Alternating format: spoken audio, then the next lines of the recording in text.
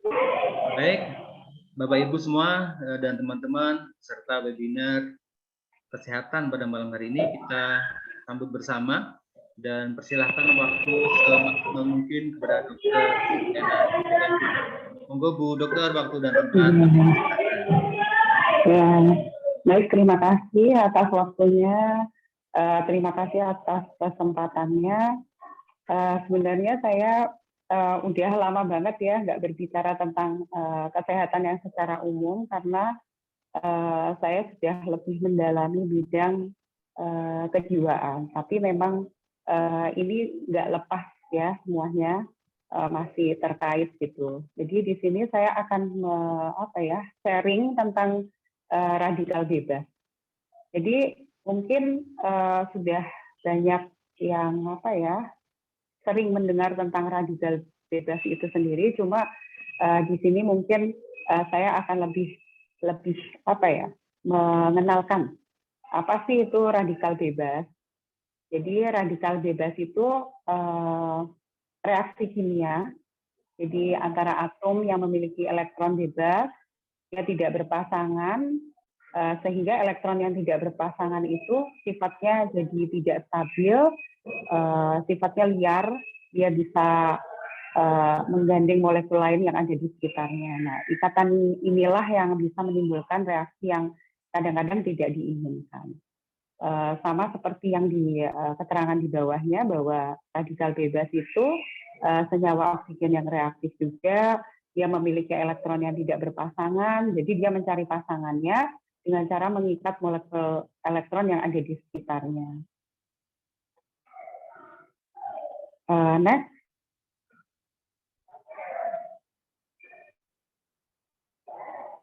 Jadi apa sih pengaruhnya kalau kita kelebihan radikal bebas bagi tubuh? Jadi kalau misalnya kita terlalu berlebih ini terpapar radikal bebas, maka tubuh yang memiliki sel-sel itu akan bisa menyebabkan kerusakan dari sel itu sendiri.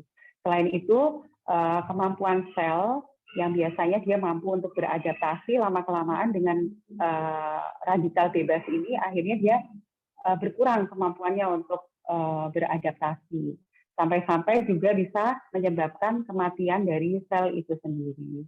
Nah, inilah awal mulanya terjadi berbagai penyakit kronis yang mungkin bisa menyerang manusia. Next. Jadi jenis-jenis radikal bebas itu apa aja? Biasanya dia ada dua macam. Jadi ada yang endogen, yang dari dalam tubuh itu sendiri, dan yang eksogen, jadi dari luar tubuh. Yang endogen itu reaksi oksidasinya itu memang dari dalam tubuh. Jadi tubuh itu memang secara alami kan membutuhkan oksigen. Jadi dia menghasilkan produk-produk baru yang berupa oksigen.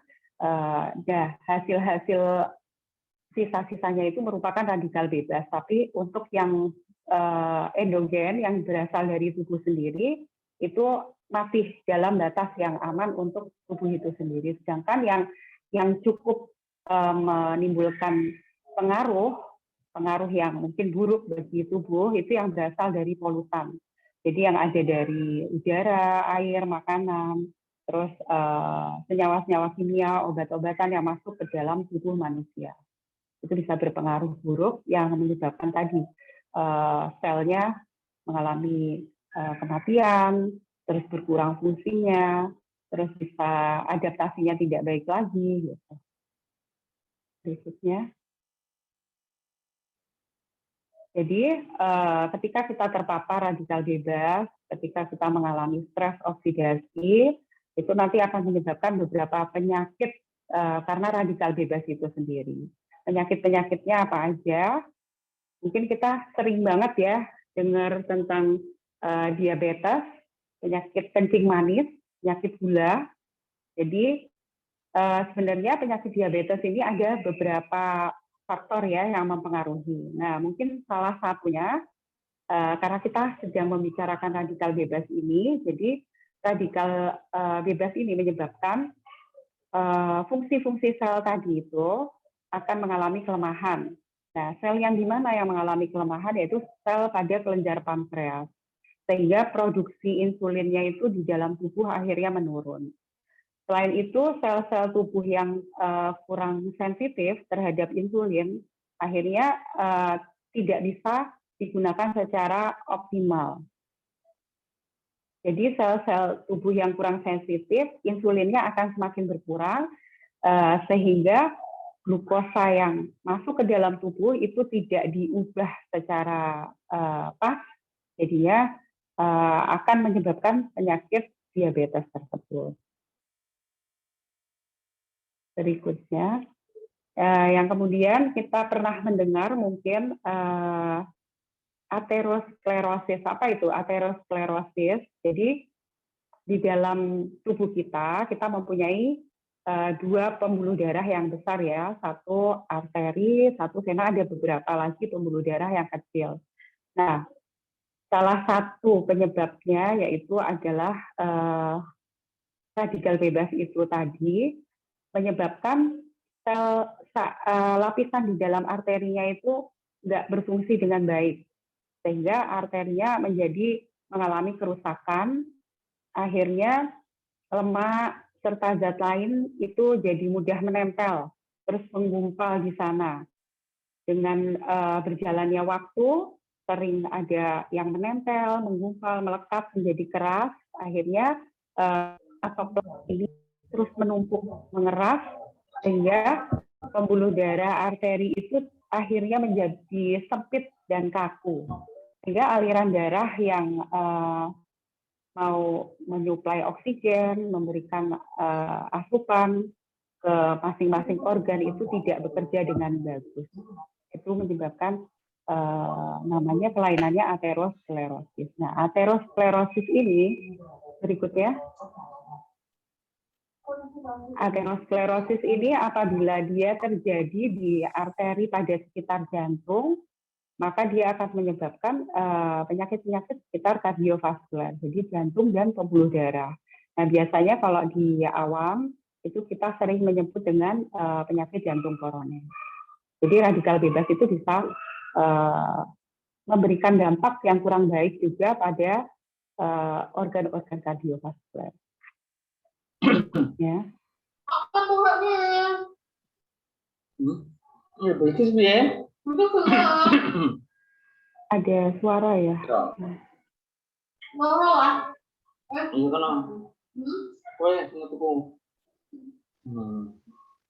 Ada suaranya, bisa di mute dulu.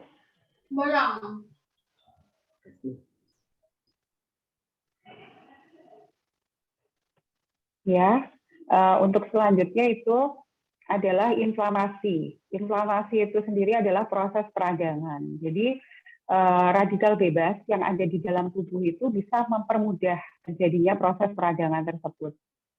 Dalam keadaan normal, sebenarnya tubuh kita ketika ada bakteri atau virus, memang sel darah putihnya itu akan bekerja. Nah, tapi si radikal bebas ini itu akan mempermudah terjadinya proses inflamasi yang tadinya dia akan berusaha melindungi karena kerjanya jadi tidak bagus, tidak sesuai oleh pengaruh radikal bebas itu, dia akan malah mempermudah terjadinya proses inflamasi tersebut. Jadi semakin memudahkan infeksi peradangan seperti itu.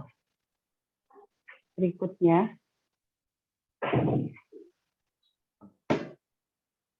Yang berikutnya sering dikaitkan dengan radikal bebas tadi. Ketika kita ngomong tentang radikal bebas, kita pasti teringat, oh jangan-jangan ini penyakitnya penyakit kanker gitu ya. Ketika ada radikal bebas, kita yang selalu teringat terkait dengan penyakit kanker tersebut.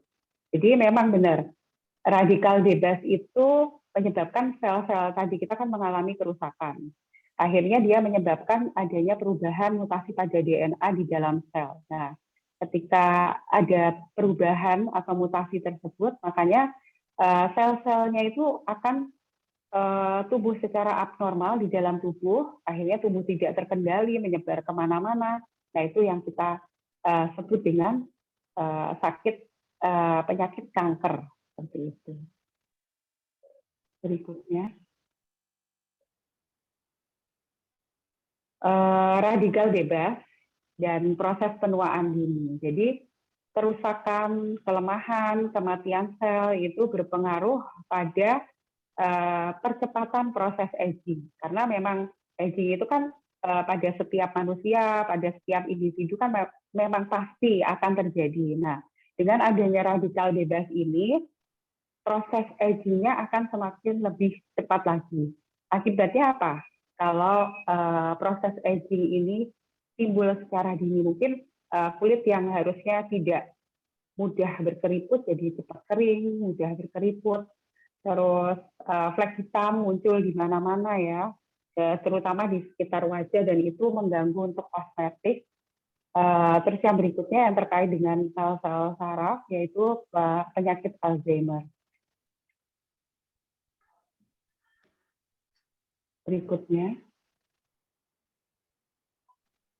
Nah, ini yang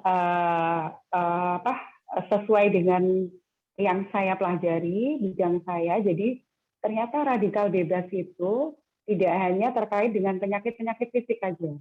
Jadi penyakit gangguan kejiwaan itu di beberapa penelitian karena adanya radikal bebas yang menyebabkan stres oksidatif di dalam tubuh itu akhirnya bisa memicu untuk terjadinya gangguan kejiwaan seperti cemas, depresi itu juga bisa muncul.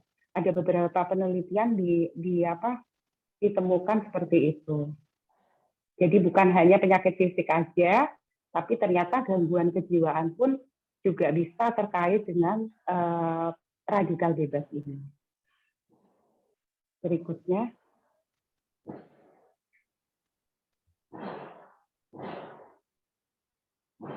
Jadi seperti apa untuk menangkal radikal bebas ini? Sebenarnya tips-tips yang sudah tips-tips ini sebenarnya sudah sering ya kita gaungkan, kita dengar, mungkin kadang kita laksanakan, tapi mungkin kurang konsisten. Jadi menjaga gaya hidup sehat seperti menjaga pola makan.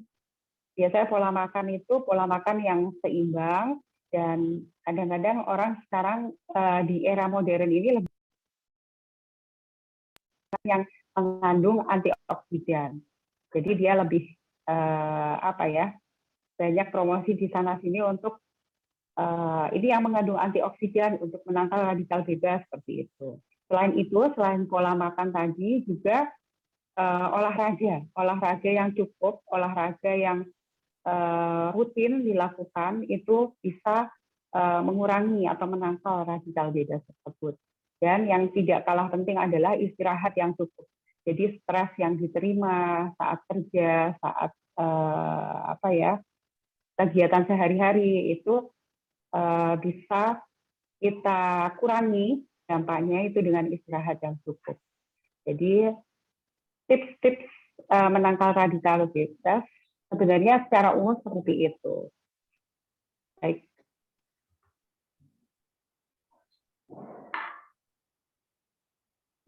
Terima kasih.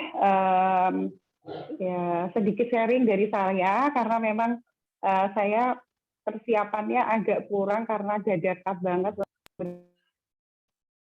Nanti apa yang saya sampaikan bisa bermanfaat.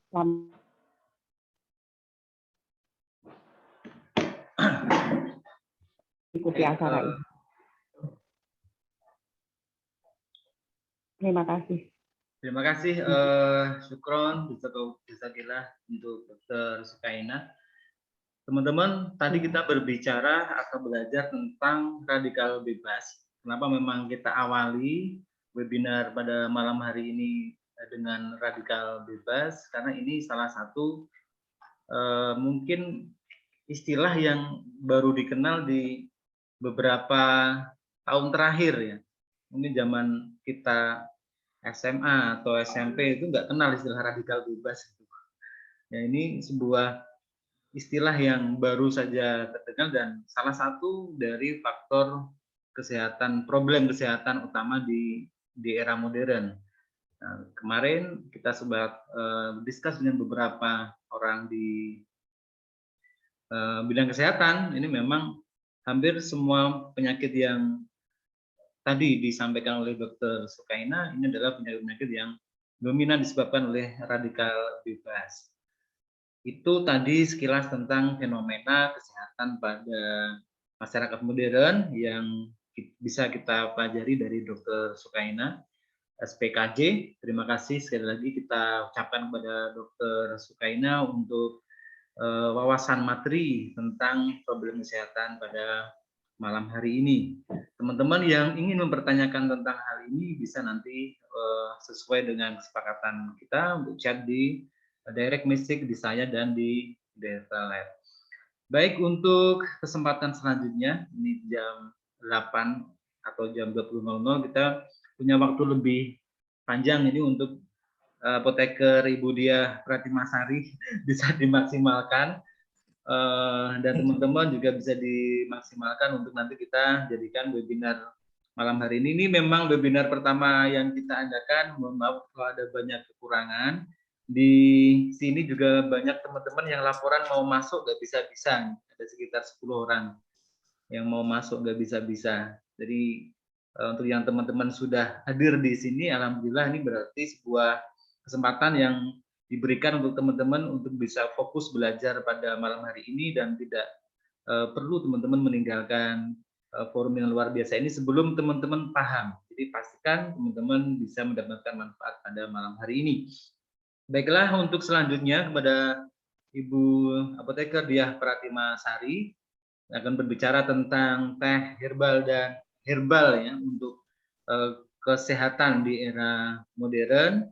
Waktu dan tempat kami persilahkan kepada Ibu Diah Pratimasari. Silahkan. Oke, baik. Cek dulu suara saya udah masuk. Clear, clear Bu. Oke, baik. Baik, saya sapa dulu. Terima kasih Pak Karim. Assalamualaikum warahmatullahi wabarakatuh. Selamat malam Bapak dan Ibu semua. Sebelumnya terima kasih Pak Karim atas kesempatannya. Saya diundang untuk mengisi acara pada malam hari ini dalam waktu yang sama singkatnya. Dokter Ina ini juga saya dikabarinya juga singkat gitu ya. Semoga nanti juga informasinya bisa diperoleh dengan baik. Begitu saya juga bisa memaparkan dengan baik sesuai dengan keinginan dari penyelenggara begitu. Baik Bapak dan Ibu, ini karena sudah malam, jadi santai saja, mau sambil ngemil, mau sambil makan, yang belum makan malam silahkan, dipersilahkan saya share screen terlebih dahulu. Nggih. Oke, sudah muncul? Apakah sudah muncul di layar? Sudah Bu, sudah. Siap. Oke. Baik, saya mendapatkan amanah dari Pak Karim untuk menyampaikan terkait peran teh herbal untuk kesehatan atau mungkin potensi teh herbal untuk kesehatan begitu ya. Dan tadi sudah diawali dengan baik oleh Dokter Ina membahas terkait radikal bebas begitu ya. Mungkin tadi Pak Karim juga menyampaikan begitu.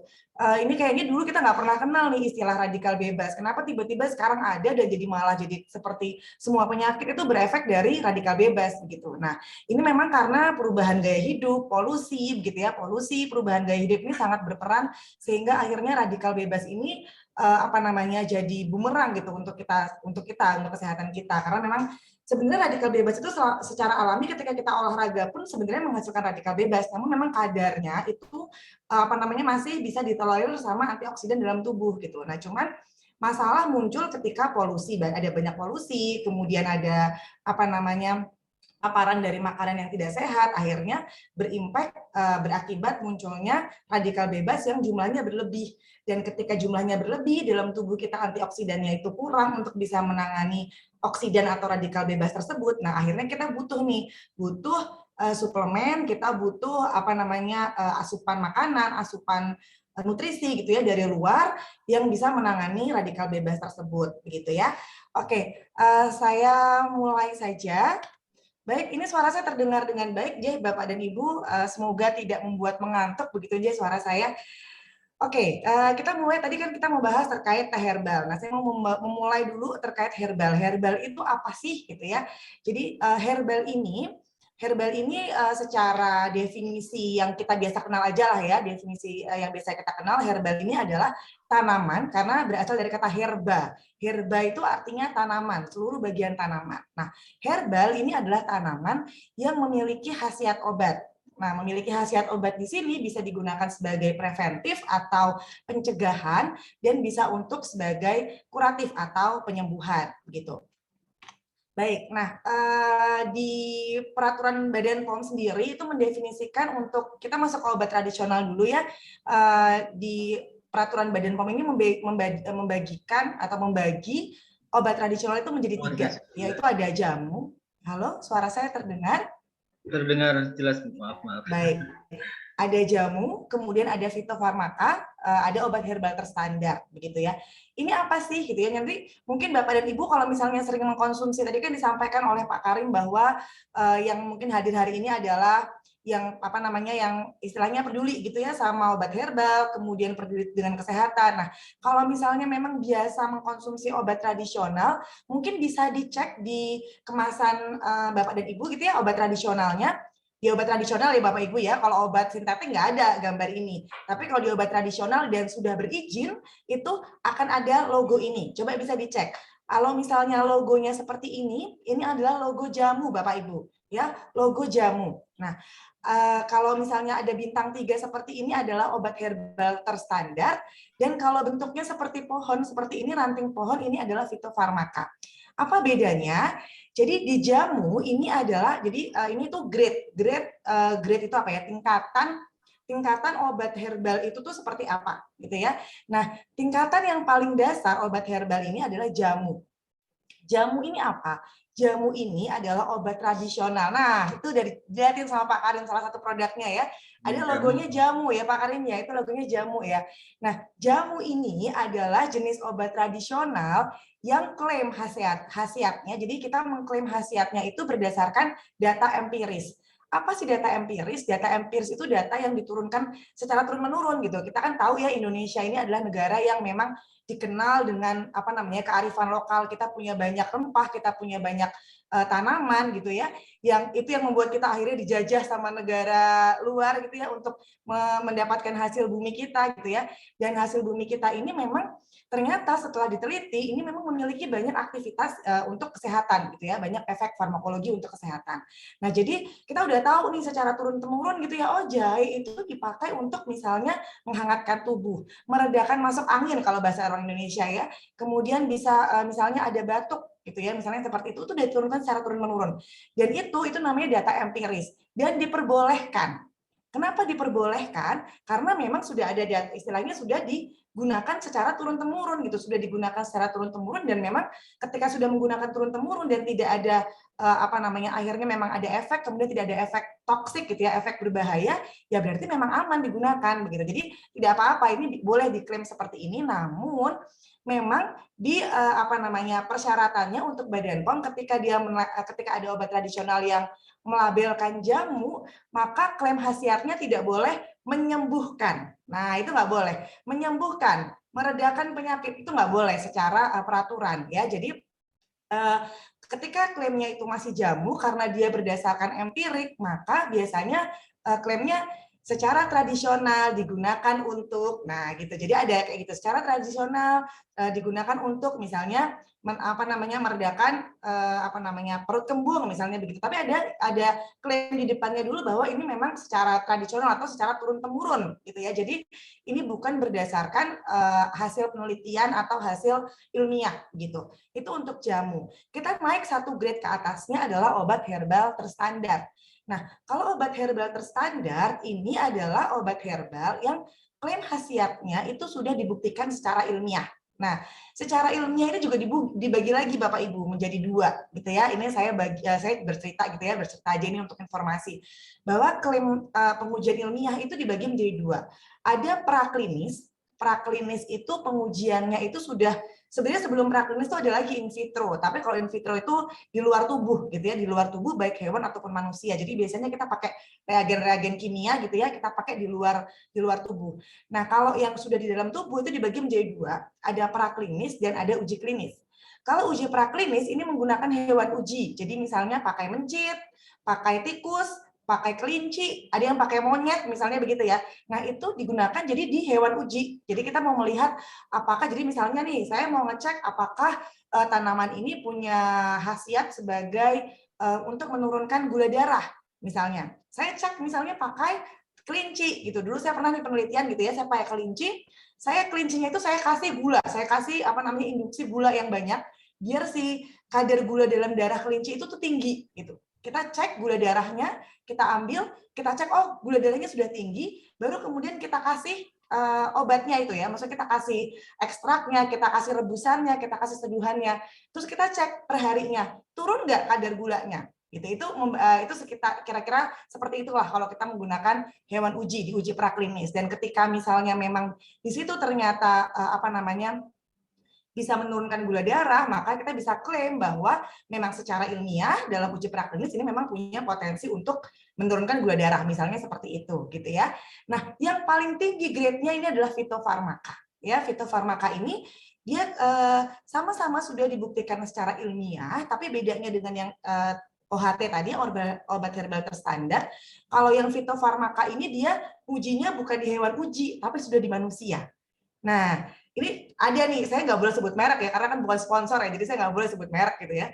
Untuk yang fitofarmaka, silakan nanti Indonesia udah punya nih produk-produk fitofarmaka. Dan kita harapkan semoga kedepannya juga fitofarmaka di Indonesia semakin banyak. Cuman memang kelemahannya sebenarnya tetap banyakkan jamu. Kenapa? Karena memang OHT dan fitofarmaka ini kan butuh riset ya.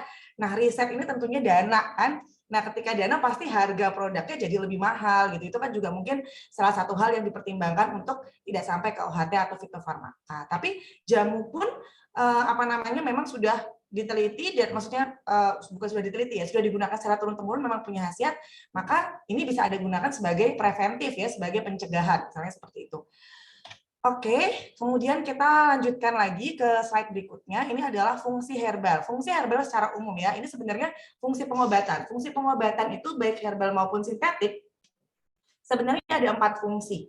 Yang pertama adalah promotif. Ini saya mohon maaf ada istilah-istilah yang mungkin karena memang Pak Karim menyampaikan ini dari berbagai kalangan begitu ya. Jadi saya ada istilah yang mungkin istilahnya istilah medis, saya translatekan juga dalam istilah umum gitu ya.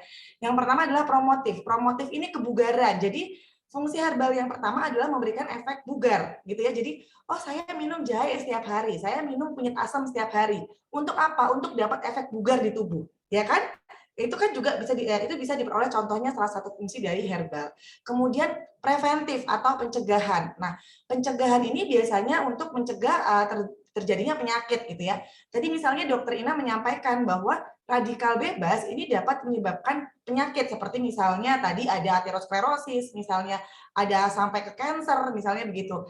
Nah, kita cegah dulu nih biar radikal bebasnya itu tidak sampai mengakibatkan penyakit-penyakit tersebut gitu ya, dengan kita konsumsi herbal atau misalnya suplemen yang bisa menangani radikal bebas tersebut, sehingga ini masuknya adalah pencegahan gitu ya, bukan mengobati. Nah, kemudian kuratif atau pengobatan. Nah, kalau sudah kuratif ini berarti ya udah sakit kita obati, itu namanya kuratif gitu. Emang herbal bisa ngobatin? Bisa. Tadi kan disampaikan ya, tadi ada grade yang obat herbal terstandar dan fitofarmaka. Ini sudah diuji secara ilmiah. Memang pengujiannya kalau rata-rata sih sebenarnya kalau pengujian untuk obat herbal itu sebenarnya secara umum terutama di Indonesia itu masih banyaknya di area in vitro, jadi pakai reagen, dan in vivo-nya di hewan uji. Di klinis memang masih terbatas ya untuk uji klinis gitu ya. Masih sebatas hewan uji, tapi itu pun sudah bisa klaim untuk kuratif. Cuma nanti tinggal disesuaikan sama dosisnya gitu ya. Dan sebenarnya untuk produsen obat herbal mungkin bisa kalau misalnya sebenarnya Indonesia itu udah punya formularium obat herbal nasional ya, formularium obat herbal Indonesia. Formularium obat herbal Indonesia ini adalah list atau daftar obat-obat herbal yang memang sudah diteliti sama pemerintah gitu ya. Pemerintah tuh udah punya badan riset sendiri untuk meneliti sebenarnya obat-obat herbal ini tuh punya khasiat nggak? Khasiatnya apa? Itu sudah terangkum di formularium obat herbal Indonesia itu, gitu ya. Kemudian ada fungsi rehabilitatif atau memulihkan kesehatan. Jadi pasca sakit kita misalnya memulihkan kesehatan. Kalau misalnya kalau contoh misalnya yang biasa di jamu tuh misalnya kayak uyup-uyup ya. Mungkin ibu-ibu tahu nih, uyup-uyup itu kan habis pasca melahirkan gitu ya. Nah, untuk memulihkan gitu kan salah satunya kita biasanya minum misalnya jamu uyup-uyup gitu ya. Misalnya seperti itu untuk memulihkan kesehatan. Oke, lanjut. Saya punya Pak, nanti kalau misalnya kepanjangan saya minta tolong di-cut ya. Kalau misalnya ternyata saya terlalu banyak bercerita gitu ya. Oke, kemudian ya, jadi obat herbal gitu ya, obat herbal ini sebenarnya sediaannya banyak sekali ya Bapak dan Ibu. Jadi bisa dia bentuknya adalah sediaan kering, bisa bentuknya adalah serbuk, bisa bentuknya adalah instan gitu ya, instan jahe, instan kunyit, asam misalnya begitu. Atau misalnya bisa ya yang seger ya, kayak misalnya kita minum misalnya di penjual jamu yang seger itu juga berupa sediaan cair gitu ya, bentuk cair gitu. Nah, cuman yang mau saya bahas di sini karena memang kita temanya adalah teh, maka saya mau bahas adalah Simplicia. Nah, jadi mulai habis ini nih Bapak dan Ibu yang belum pernah tahu Simplicia itu apa, jadi tahu Simplicia itu apa. Simplicia ini adalah suatu sediaan, bahan sediaan itu tuh bahasa farmasi ya. Sediaan itu adalah jenis gitu ya, jenis obat gitu ya, jenis bentuk obat gitulah ya. Nah, Simplicia ini adalah bentuk sediaan yang mana ini berasal dari tanaman, gitu ya, dari bahan yang sudah dikeringkan. Ya, jadi bahan ini sudah dikeringkan. Untuk apa sih bahan ini dikeringkan? Ada nggak Bapak dan Ibu yang tahu kenapa kita tuh perlu ngeringin bahan? Kalau misalnya apa manfaatnya atau apa kelebihannya ketika kita menyimpan bahan tanaman dalam bentuk kering dengan dalam bentuk basah dibandingkan dengan bentuk basah? Mungkin ada yang tahu? Lebih awet, Bu. Iya, betul sekali Pak iPhone 13 ya. Pak, saya namanya Pak iPhone 13 ya. Betul, lebih awet gitu.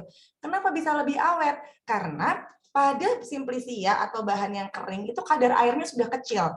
Ya, sudah di bawah 10% persyaratan dari Badan POM.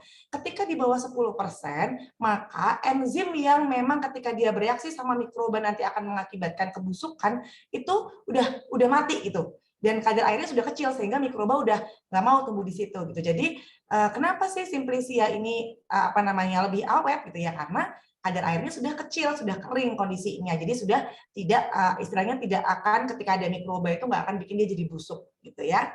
Nah, ini disukain gitu. Kenapa ya? Karena lebih awet, begitu ya, lebih awet dan sebenarnya juga tidak mengurangi ketika diproses dengan benar. Simplicia ini tidak mengurangi aktivitas dari bahan atau tanaman tersebut. Ya, ketika diproses dengan benar. Diproses dengan benar gimana gitu ya? Berdasarkan formular Farmakopeia Herbal Indonesia, ketika kita mau membuat Simplicia, maka kita harus perhatikan suhu. Ya, suhu ketika mengeringkan. Jadi Bapak dan Ibu kalau misalnya mau bikin saya mau bikin jahe biar lebih awet gitu ya, saya mau keringkan. Keringkannya kalau misalnya mau biar zat aktif atau senyawa aktifnya itu tidak terlalu banyak yang hilang gitu ya, nggak rusak, kita bikin di bawah suhu 60 derajat Bapak dan Ibu. Ya, jadi jangan lebih dari 60 derajat karena beberapa beberapa senyawa misalnya seperti minyak atsiri, kemudian beberapa senyawa flavonoid atau fenol itu rusak atau terurai pada suhu lebih dari 60 derajat. Begitu. Jadi jika tidak dikatakan lain maka gunakan di suhu di bawah 60 derajat begitu ya untuk membuat Simplicia. Nah, kemudian ada lagi nih saya membahas terkait seduhan dan rebusan gitu ya. Kenapa saya bahas ini ya? Tadi hubungannya sama teh. Jadi sebelum kita masuk ke khasiat dari teh, kita bahas dulu tadi. Teh itu kan rata-rata bentuknya ya Simplicia ya, kan sediaan kering gitu ya, tanaman yang sudah dikeringkan. Nah, cara mengkonsumsinya gimana kalau kita minum teh? Ada dua pilihan kan? Biasanya kalau kita mau minum teh, pertama seduhan atau bisa juga rebusan. Ada yang tahu apa perbedaan seduhan atau rebusan? Bapak dan Ibu mungkin biar ada interaksi di antara kita gitu ya. Apa bedanya seduhan sama rebusan? Kira-kira apa? Ada yang tahu? Seduhan itu setahu saya dia dari air yang sudah dimasak tapi nggak langsung di dalam tungku. Ya, oke, betul. Kemudian Pak Andre? Misalkan contohnya di dalam termos airnya dituang ke cangkir, ada diseduh. Kalau direbus dia langsung dimasak jadi satu dengan air dalam kompor. Ya, betul sekali. Saya mendidih bersama. Oh iya betul. Saya nggak punya door prize Pak. Saya kalau punya benar terus aja Pak Karim ya.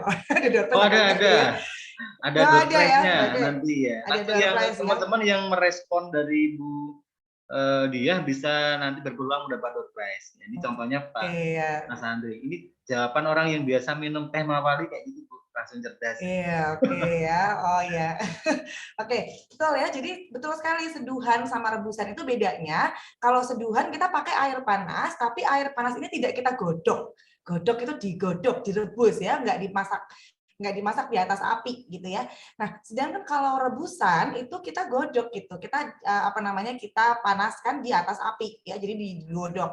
Nah, saya mau memberikan info saja begitu ya. Sebenarnya dua cara ini adalah memang dua cara yang disebutkan juga dalam Formularium Herbal Indonesia dan Farmakope Herbal Indonesia gitu ya, bahwa seduhan dan rebusan tidak memang digunakan gitu. Kita secara tradisional juga menggunakan itu, dan cuman ada yang mau saya sampaikan bahwa suhu dan lama waktu perendaman atau waktu penggodokan ketika kita merebus itu akan sangat mempengaruhi kelarutan senyawa.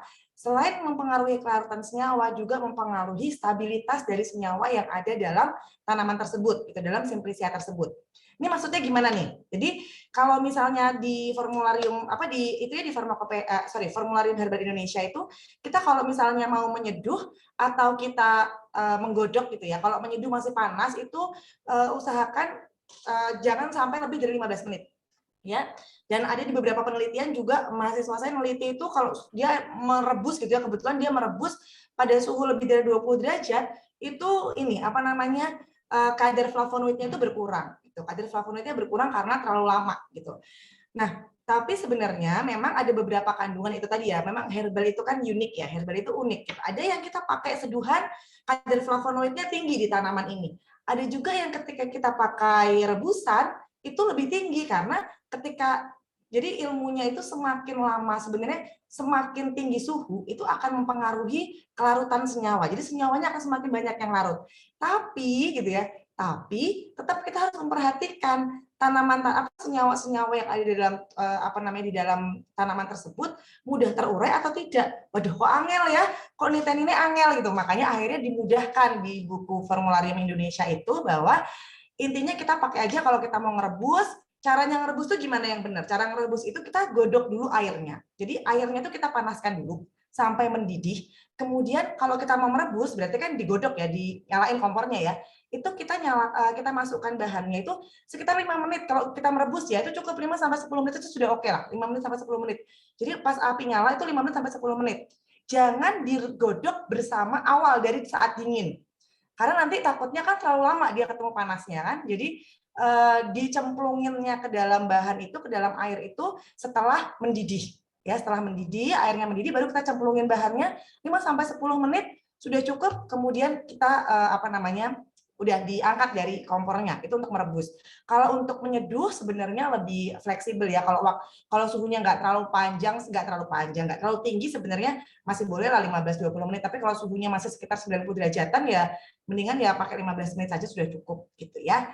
Oke, ini untuk apa sih? Untuk menjaga agar bahan-bahan yang tidak stabil terhadap pemanasan itu tetap terjaga di situ gitu. Nah, kalau misalnya lebih dari situ gimana, Bu? Apa jadi racun? Enggak sih, enggak jadi racun, cuman kan mungkin khasiatnya agak lebih berkurang gitu ya. Oke. Nah, sekarang kita mulai masuk ke teh gitu ya. Ada di antara Bapak dan Ibu yang belum pernah minum teh? Enggak ya, saya yakin pasti udah pernah. Walaupun mungkin nggak suka, bisa nggak suka, tapi saya yakin pasti sudah pernah minum. Sekali seumur hidup pasti pernah gitu ya. Teh ini adalah salah satu minuman yang ternyata gitu ya di seluruh dunia ini adalah minuman nomor 2 yang paling sering diminum sama semua orang di seluruh dunia gitu maksudnya. Jadi ketika di scoring gitu ya, ketika diukur ketika diukur ternyata ini adalah minuman yang nomor 2 paling sering diminum di seluruh dunia gitu ya.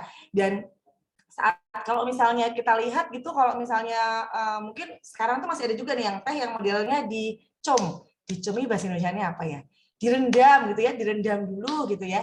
Nah, tapi ada juga yang mulai mulai berinovasi dengan cara menyajikan teh ini dalam bentuk tea bag atau kantong teh. Untuk apa? Agar lebih praktis gitu. Apakah ini mempengaruhi khasiatnya? Enggak ya, karena tea bag itu biasanya bahannya juga dipilih yang memang netral ya. Jadi memang enggak punya efek semakin membuat beracun atau gimana tuh enggak gitu ya. Tea bag itu biasanya memang kalau misalnya ini rata-rata tuh bahannya memang netral. Jadi tidak berkhasiat atau tidak mengurangi khasiat gitu ya. Nah, teh sendiri sebenarnya adalah awalnya itu kan teh itu kan dari daun teh ya, Camellia sinensis, dari daun teh. Jadi kita kenal ada white tea, green tea, oolong tea, black tea, pure tea gitu ya. Cuman yang paling sering kalau misalnya yang paling sering di Indonesia itu kan yang black tea nih ya, yang paling sering kita minum itu black tea. Nah ini bedanya di apa sih? Bedanya di proses fermentasi. Jadi kalau misalnya white tea ini yang benar-benar putih, ini nggak ada proses fermentasinya sama sekali. Jadi benar-benar pure si daun teh tanpa proses fermentasi. Ya. Sedangkan kalau misalnya yang semakin coklat warnanya itu semakin ada proses fermentasi sehingga menghasilkan warna yang lebih pekat. Gitu. Nah, ini dia yang mau kita bahas malam ini juga gitu ya. Salah satu gongnya ya yang mau kita bahas malam ini adalah teh herbal. Ini Pak Karim sambil minum teh ini kayaknya tadi saya udah ditawari, cuman kemarin karena saya juga bolak-balik di kampus jadi saya belum merasakan nih tehnya Mawali ya. Oke. Akhirnya gitu ya, ternyata ketika kita minum teh kita dapatkan khasiat ya. Tadi disampaikan sama Dokter Ina bahwa salah satu masalah yang menyebabkan sumber penyakit itu adalah oksidan atau radikal bebas. Dalam daun teh gitu ya, dalam daun teh ini mengandung senyawa ya, ada EPGC ya, epigalokatekin dan seterusnya ya, panjang ya. Memang dia ini punya kandungan yang bisa menangkal radikal bebas gitu. Nah, ternyata setelah itu orang-orang Indonesia, ini Indonesia ya, orang-orang Indonesia itu luar biasa kreatifnya gitu ya.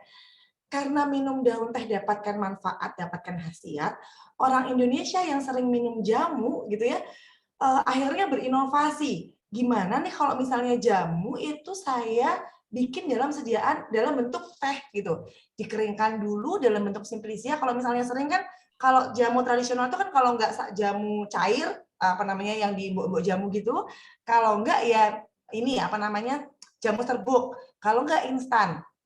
Nah, kalau yang teh ini itu ya bentuknya ya masih simplisia gitu ya, kering. Kering itu kemudian dikemas bisa dalam tea bag atau bisa yang dalam bentuk cum-cuman tadi. Cem-ceman ya, cem-ceman apa cum-cuman itulah ya. Nah, ini kenapa? Oh, ini bisa mendapatkan apa namanya? Manfaat yang harapannya lebih besar gitu dibandingkan teh yang beredar pada umumnya. Kalau teh yang beredar pada umumnya itu kan hanya kita dapatkan manfaat dari daun teh saja gitu ya. Padahal oh ternyata banyak loh tanaman herbal lain yang punya potensi lebih baik atau sesuai dengan kondisi masing-masing, kebutuhan masing-masing orang. Nah, akhirnya di-create lah gitu ya, dibuatlah teh herbal ini dengan banyak macamnya gitu ya. Sekarang tuh macam-macam lah sediaan teh herbal. Cuman saya di sini akan memberikan contoh saja beberapa teh herbal gitu ya yang banyak dibikin gitu ya. Dan memang sudah apa istilahnya sudah saya cari juga gitu ya penelitian di jurnal memang berhasiat begitu ya.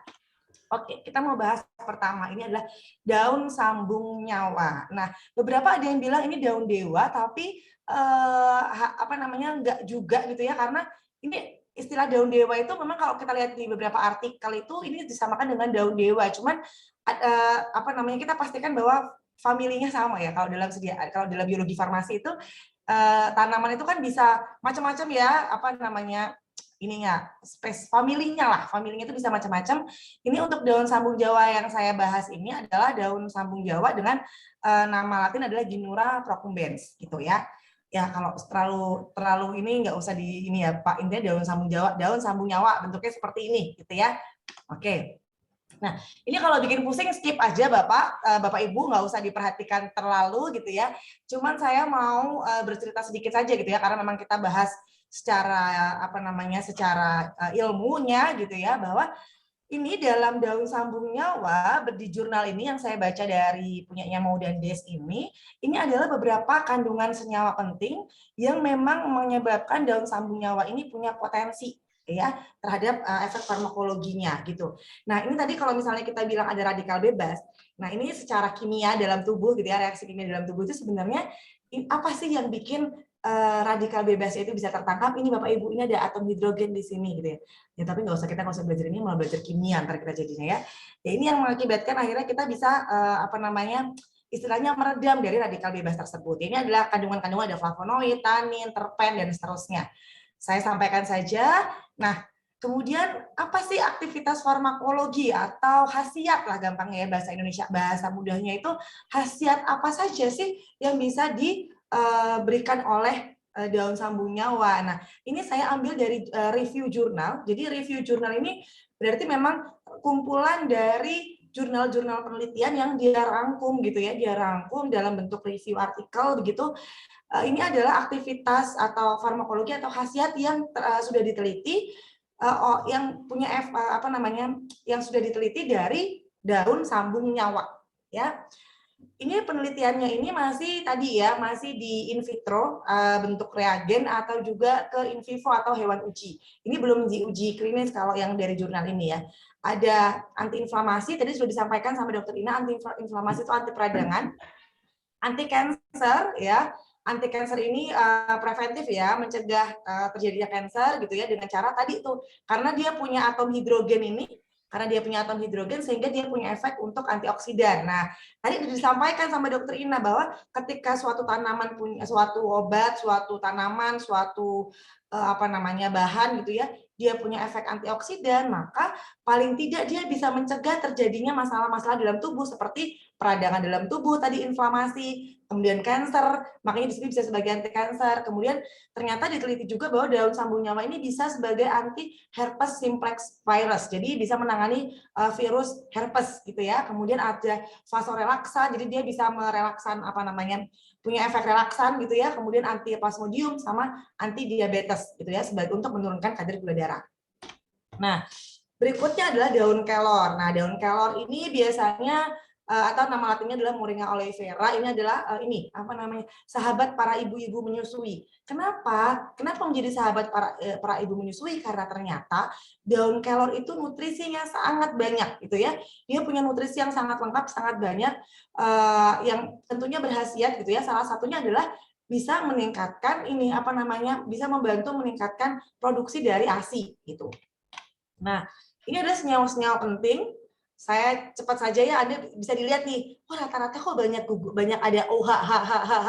Itu tadi ya, karena H ini tadi yang ketika dia lepas nanti akan digantikan akan nempel tempat si radikal bebas tadi, akan menggantikan buat nangkep si radikal bebas tadi gitu. Jadinya si HH ini berperannya seperti itu gitu ya. Nah, apa saja aktivitas farmakologi yang sudah diteliti gitu ya, ini saya ambil dari jurnal ini yang di bawah keterangannya ya. Ternyata bisa untuk mencegah hipertensi. Kemudian dia mencegah hipertensi ini mekanismenya dengan cara diuretik. Diuretik itu memudahkan buang air kecil ya, memudahkan buang air kecil sehingga tensinya itu berkurang. Ini untuk tensinya yang bukan yang tensi tinggi ya, kan ada grade tensi itu, ada yang grade-nya ya. Jadi ini yang dari mild sampai medium, dari yang rendah sampai ke menengah gitu. Kemudian bisa anti kolesterol juga, anti spasmodik, kram perut gitu ya. Kemudian anti ulcer, ini luka lambung. Kemudian bisa juga ternyata si daun kelor ini juga untuk hepatoprotektif atau melindungi hepar atau hati gitu ya. Kemudian bisa sebagai antibakteri, anti jamur, mencegah tumor, mencegah kanker, kemudian sebagai menurunkan gula darah gitu ya. Nah, ini ternyata juga bisa sebagai skincare atau hair care. Kenapa? Ya karena aktivitas antioksidannya tinggi gitu ya. Emang semuanya itu bermula dari antioksidan. Tadi itu karena itu tadi ya, masalahnya adalah oksidan atau radikal bebas tadi. Jadi dan padahal tanaman-tanaman itu memang dianugerahi oleh Allah itu, dalam tanaman itu mengandung senyawa-senyawa yang memang bisa menangkal radikal bebas itu tadi ya. Contohnya adalah flavonoid, kemudian polifenol, itu bisa menangani dari radikal bebas. Kemudian rosella. Nah, ini tips juga Bapak dan Ibu. Kalau melihat tanaman yang warnanya menyala-menyala, merah, ungu, oranye gitu ya, ini menandakan bahwa ada zat warna dalam tanaman tersebut yang tinggi. Nah, dan zat warna ini itu ternyata punya potensi antioksidan yang baik. Jadi kalau warnanya merah itu akibat zat warna yang namanya antosianin. Ya, antosianin ini dia itu adalah antioksidan yang baik untuk tubuh. Jadi kenapa kita disuruh makan buah-buahan yang warnanya merah? Ini adalah salah satunya itu ya, karena mengandung antosian ya. Antosian ini dia punya potensi antioksidan yang baik dalam tubuh. Ada lagi kalau warnanya oranye, kita kenal dulu waktu SD ya. Ketika warnanya kuning atau oranye mengandung apa Bapak Ibu? Kuning atau oranye? Apa? Masih ingat? Vitamin A. Vitamin A, betul ya, vitamin A atau karoten ya. Vitamin A atau karoten ya.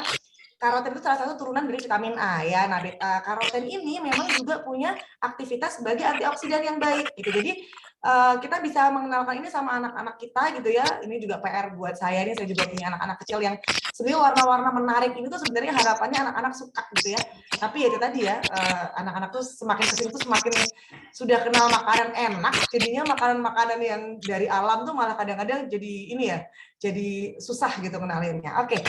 Nah, Rosella ini adalah salah satu tanaman yang khasiatnya banyak dan relatif safe ya. Dia apa namanya, toxicity-nya tuh belum ada laporan toxicity, jadi toksisitasnya tuh rendah gitu, belum ada. Jadi sebenarnya kalau kayak daun kelor sama tadi sebelumnya saya bahas apa ya, daun kelor sama daun sambung nyawa, ini juga dari jurnal yang saya baca, saya dalam beberapa yang saya baca itu juga belum ini apa namanya, ketika diuji toksisitas akut itu tidak ada laporan efek toksik ya, tidak ada laporan efek toksik. Tapi kalau kayak daun sambung nyawa, kemudian kelor pada beberapa orang itu memang kalau dosisnya berlebihan ini ya, tapi saya yakin kalau bentuknya jamu itu nggak sampai dosis berlebihan. Kalau Anda mengikuti sesuai dengan aturan ya, sesuai aturan yang tercantum itu nggak akan sampai dosis berlebihan ya kalau jamu.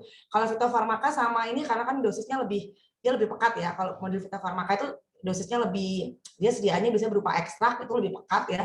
Nah, kalau kalau yang kayak daun kelor atau yang di apa namanya di apa tadi salah satunya lagi tadi saya bahasnya sambung nyawa gitu ya, di beberapa orang yang kalau misalnya konsumsinya itu overdose atau lebih dari dosis itu biasanya mengakibatkan perutnya jadi nggak enak gitu. Kenapa? Karena itu kan punya efek, salah satunya adalah efek laksatif atau mencernakan apa, mempermudah pencernaan. Jadi kita sering BAB gitu, terlalu sering BAB akhirnya. Jadi perutnya jadi nggak enak, sakit gitu. Ini kalau yang apa namanya, kalau yang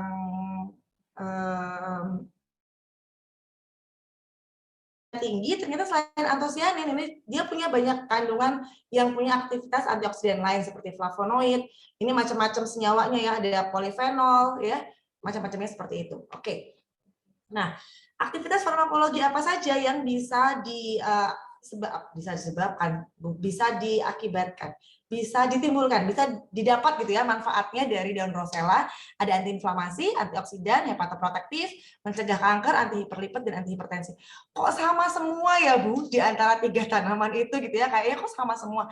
Itu tadi ya, karena memang awalnya adalah oksidan dan memang ini kan yang diteliti. Jadi sebenarnya begini Bapak Ibu, sebenarnya kalau kita baca jurnal ada banyak lagi khasiatnya selain ini. Cuman kan saya nggak mungkin tampilin semua gitu ya. Jadi ini yang beberapa masalah-masalah yang memang sering diderita sama masyarakat Indonesia aja yang kita tampilkan di sini, gitu ya. Oke, nah ini wedang uwuh ya. Nah kalau wedang uwuh ini memang khasnya Indonesia, gitu ya, khasnya Indonesia wedang uwuh ini. Dan wedang uwuh ini ternyata, nah saya nemu nih penelitiannya, ternyata sudah diteliti Bapak Ibu wedang uwuh ini. Ini in vitro ya, in vitro itu berarti dia pakai reagen seperti yang saya sampaikan tadi ya. Ini adalah penelitian yang pertama, ini dia meneliti apa namanya manfaat dari wedang uwuh gitu ya. Di sini ada kandungannya, ada ginger itu jahe, ada clove itu apa namanya cengkeh, kemudian ada cengkeh, ada apa namanya ini apa nih yang apa, ada cengkeh, ada daun salam juga. Kalau di sini ada jahe dan macam-macam yang ada di dalam wedang uwuh gitu ya. Di sini dicek dia punya aktivitas antioksidan. Nah ini direbus Bapak Ibu, minumnya direbus selama pada suhu 90 derajat ya, selama nih ya 15 menit kan, betul ya, tidak lebih dari 15 menit, jadi sekitar 15 menit saja gitu ya. Nah kemudian ini kalau yang direbus, nah yang kalau ini yang diseduh, maaf, ini yang diseduh Bapak Ibu, di mana nih? Diseduh ya. Kantung teh celup diseduh air panas. Jadi diseduh air panas, cuma air panasnya masih suhu 90 derajat gitu ya. Nah, kita tahu kalau wedang uwuh itu selain diseduh juga ada direbus. Nah, ini direbus dan ternyata ketika direbus pun dia IC50-nya. IC50 itu untuk melihat aktivitas antioksidannya masih tinggi atau enggak. Jadi ini masih di bawah 100, jadi masih baik aktivitas antioksidannya ya. Ini mahasiswa saya yang melakukan pengujian ya dari Stikes Nasional ini, di sini dia ternyata rebusan wedang uwuh ini juga masih punya aktivitas antioksidan yang baik ya. Tapi diperhatikan yang paling baik adalah pada suhu Kalau IC50 itu semakin kecil semakin baik. Nah ini 10 menit perebusan ini yang paling baik. Ya 10 menit perebusan. Catatan cara merebusnya kayak tadi Bapak Ibu ya. Air panasnya digodok dulu, direbus dulu, sudah mendidih, baru kita cemplungkan bahannya 5-10 menit angkat. Ya, seperti itu. Oke, sudah selesai waktu saya. Apakah berlebih atau masih sisa ini Pak Karim? Masih sisa, Bu. Oh, tapi sudah saja karena slide-nya sudah habis. Oke, baik. Terima kasih Bapak dan Ibu. Semoga berkenan atas materinya dan semoga memberikan manfaat. Waktu saya kembalikan kepada Pak Karim. Terima kasih. Oke, baik. Terima kasih Bu Dia Ratimasari untuk ilmu tentang herbal dan teh herbal yang secara umum beliau perkenalkan kepada kita semua. Baik teman-teman semua, langsung kita buka saja kesempatan untuk teman-teman yang ingin sharing dan menyampaikan pertanyaan, gitu ya, menyampaikan pertanyaan terkait tentang herbal dan teh herbal. Namun sebelum itu, perkenalkan kami dari CV Indo Herbal Lab Surakarta ingin memperkenalkan kepada teman-teman bahwa sejalan dengan apa yang disampaikan oleh apoteker Ibu Diah Pratimasari, memang kami mempunyai beberapa produk teh herbal ya seperti ini untuk teman-teman lihat. Ini adalah teh herbal untuk rosella merah atau yang tadi teman-teman lihat gambarnya rosella. Semuanya bentuknya adalah teh celup. Kemudian yang ini adalah teh celup untuk wedang wuh ya. Teman-teman bisa lihat ini wedang wuh yang sifatnya juga tea bag. Jadi sudah halus dan bisa langsung tadi ada istilah diseduh ya. Di wedang wuh yang celup kita ini juga bisa dibikin tubruk dan direbus Bu. Sama juga. Ini kita yang tadi belum terbahas tentang ini Bu, yang tentang steaming ya. Steaming dari salah satu bahan utamanya adalah jati Cina. Kalau Ibu bisa menambahkan mungkin bisa ditambahkan. Oke, baik ya. Steaming tea ya, jati Cina. Jadi kalau untuk merampingkan tubuh gitu ya, mengecilkan tubuh itu memang yang sering dipakai itu ada jati Cina, ada juga jati Belanda gitu ya. Nah itu tadi ada jati Cina ya. Oke, jadi memang ada penelitian bahwa Sena atau jati Cina ya, Sena Alexandriana itu ya, itu nama ini ya, nama latinnya. Itu memang sudah diteliti dia dapat dia memang punya efek itu adalah untuk laksatif atau memudahkan ke belakang sehingga itu yang akhirnya bisa mengakibatkan lemak itu luruh. Cuman ini memang ya tadi dia catatannya adalah dosis. Gitu ya, dosisnya harus diperhatikan. Dan kalau misalnya untuk yang minum daun jati Cina ini memang mungkin catatannya adalah 2 minggu berhenti. Kita sebenarnya untuk jati Cina kemudian beberapa tanaman yang memang agak efeknya ini agak punya potensi yang agak besar gitu ya. 2 minggu kita minum, kita stop dulu seminggu, leren gitu ya, istirahat dulu seminggu baru kita minum lagi gitu ya. Jadi maksimal tuh jadi dikasih jeda gitu maksudnya. Ya jangan pol gitu. Itu untuk yang ini sih catatannya untuk yang jati Cina memang 2 minggu kita hentikan dulu baru kita istirahatkan dulu baru setelah itu seminggu 2 minggu baru kita konsumsi lagi gitu. Kalau yang lain bisa diminum setiap hari. Ya, tadi tambahan tentang jati Cina teman-teman atau slimming tea. Jadi slimming tea-nya kita itu memang berbahan utama jati Cina, cuma ada tambahan herbal lain yang membedakan kita dengan yang lain. Cuma ini karena masih dalam proses perizinan yang kita sedang ajukan sehingga komposisi lengkapnya itu masih kita rahasiakan. Nah, kita lanjutkan tadi perkenalan produknya. Ini yang selanjutnya yaitu ini teh kelor ya, yang teh kelor atau Moringa olivera kelor ini sudah berbentuk tea bag juga, ini tinggal seduh teman-teman. Dan yang terakhir yang memang tadi kita sebut sebagai teh sambung nyowo ini dengan kemasan coklat. Di luar negeri teh sambung nyowo ini juga disebut sebagai longevity leaf ya, atau daun panjang umur juga artinya Bu. Jadi dikenalnya di dalam dan luar negeri sama. Kalau mau panjang umur, yang panjang umur. Mungkin itu teman-teman, sekedar perkenalan ya dari kami. Kenapa juga kami meminta dari Bu Diah selaku praktisi profesional di bidangnya untuk menyampaikan herbal-herbal yang tadi karena memang kita ingin memperkenalkan beberapa produk yang seperti itu. Gambarnya juga ada di belakang saya, ini gambar beberapa varian teh ya, gambar raksasa itu. Baik, kami buka untuk teman-teman, silakan yang ingin menanyakan beberapa hal. Ini beberapa juga sudah ada yang chat untuk direct ke saya terkait pertanyaan. Cuma karena waktu kita sedikit longgar, teman-teman bisa menyampaikan secara langsung bagi yang ingin langsung berbicara dengan Ibu Dia. Silahkan kami beri waktu, atau ada yang raise hand dulu, digunakan fitur raise hand-nya. Nah, sebelum teman-teman menyampaikan, sambil nunggu teman-teman menyampaikan, ini saya bacakan direct message yang ke saya, Bu. Yang pertama ini anonim. Apakah ada kontraindikasi dari herbal yang berwujud jamu tadi? Misalnya, kalau minum obat kan tidak boleh bareng sama kopi atau dan sebagainya. Nah, itu yang pertanyaan pertama, apakah ada kontraindikasi dari masing-masing herbal tadi? Yang kedua, ini dari Mas Indra.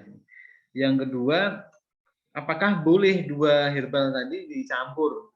Misalnya kelor dan sambung nyawa dicampur dalam satu gelas. Mungkin dari pertanyaan itu bisa dijawab. Baik. Sambil nunggu teman-teman, silahkan untuk bisa melanjutkan. Baik, terima kasih Pak Karim ya. Jadi herbal tadi kan sebenarnya kan herbal itu kan juga ada kandungan senyawanya. Tadi saya tunjukkan ya ada kandungan senyawanya. Jadi memang kalau misalnya ada kontraindikasi dengan obat, apakah ada memungkinkan kontraindikasi dengan obat? Kalau untuk tanaman-tanaman yang saya sebutkan tadi, memang belum ada laporan kontraindikasi, belum ada laporan ya. Jadi saya sampaikan belum ya. Saya belum sayangnya juga bisa jadi memang sayangnya belum mendapatkan, karena memang ada beberapa kayak misalnya jeruk, salah satu jenis jeruk, saya agak lupa ya, salah satu jenis jeruk, grapefruit, namanya. Grapefruit itu memang nggak boleh dikonsumsi sama obat, misalnya begitu. Nah, tapi untuk tanaman-tanaman tadi, emang saya belum menemukan ada kontraindikasinya. Cuman, gitu ya, karena memang ada kandungan senyawa yang memang punya potensi terhadap aktivitas farmakologi dalam tubuh, maka sebaiknya ketika kita mengkonsumsi jamu, ya jangan dicampur memang dengan obat sintetik. Caranya jangan nyampurnya gimana? Kalau saya mau minum gimana? Dikasih jeda waktu.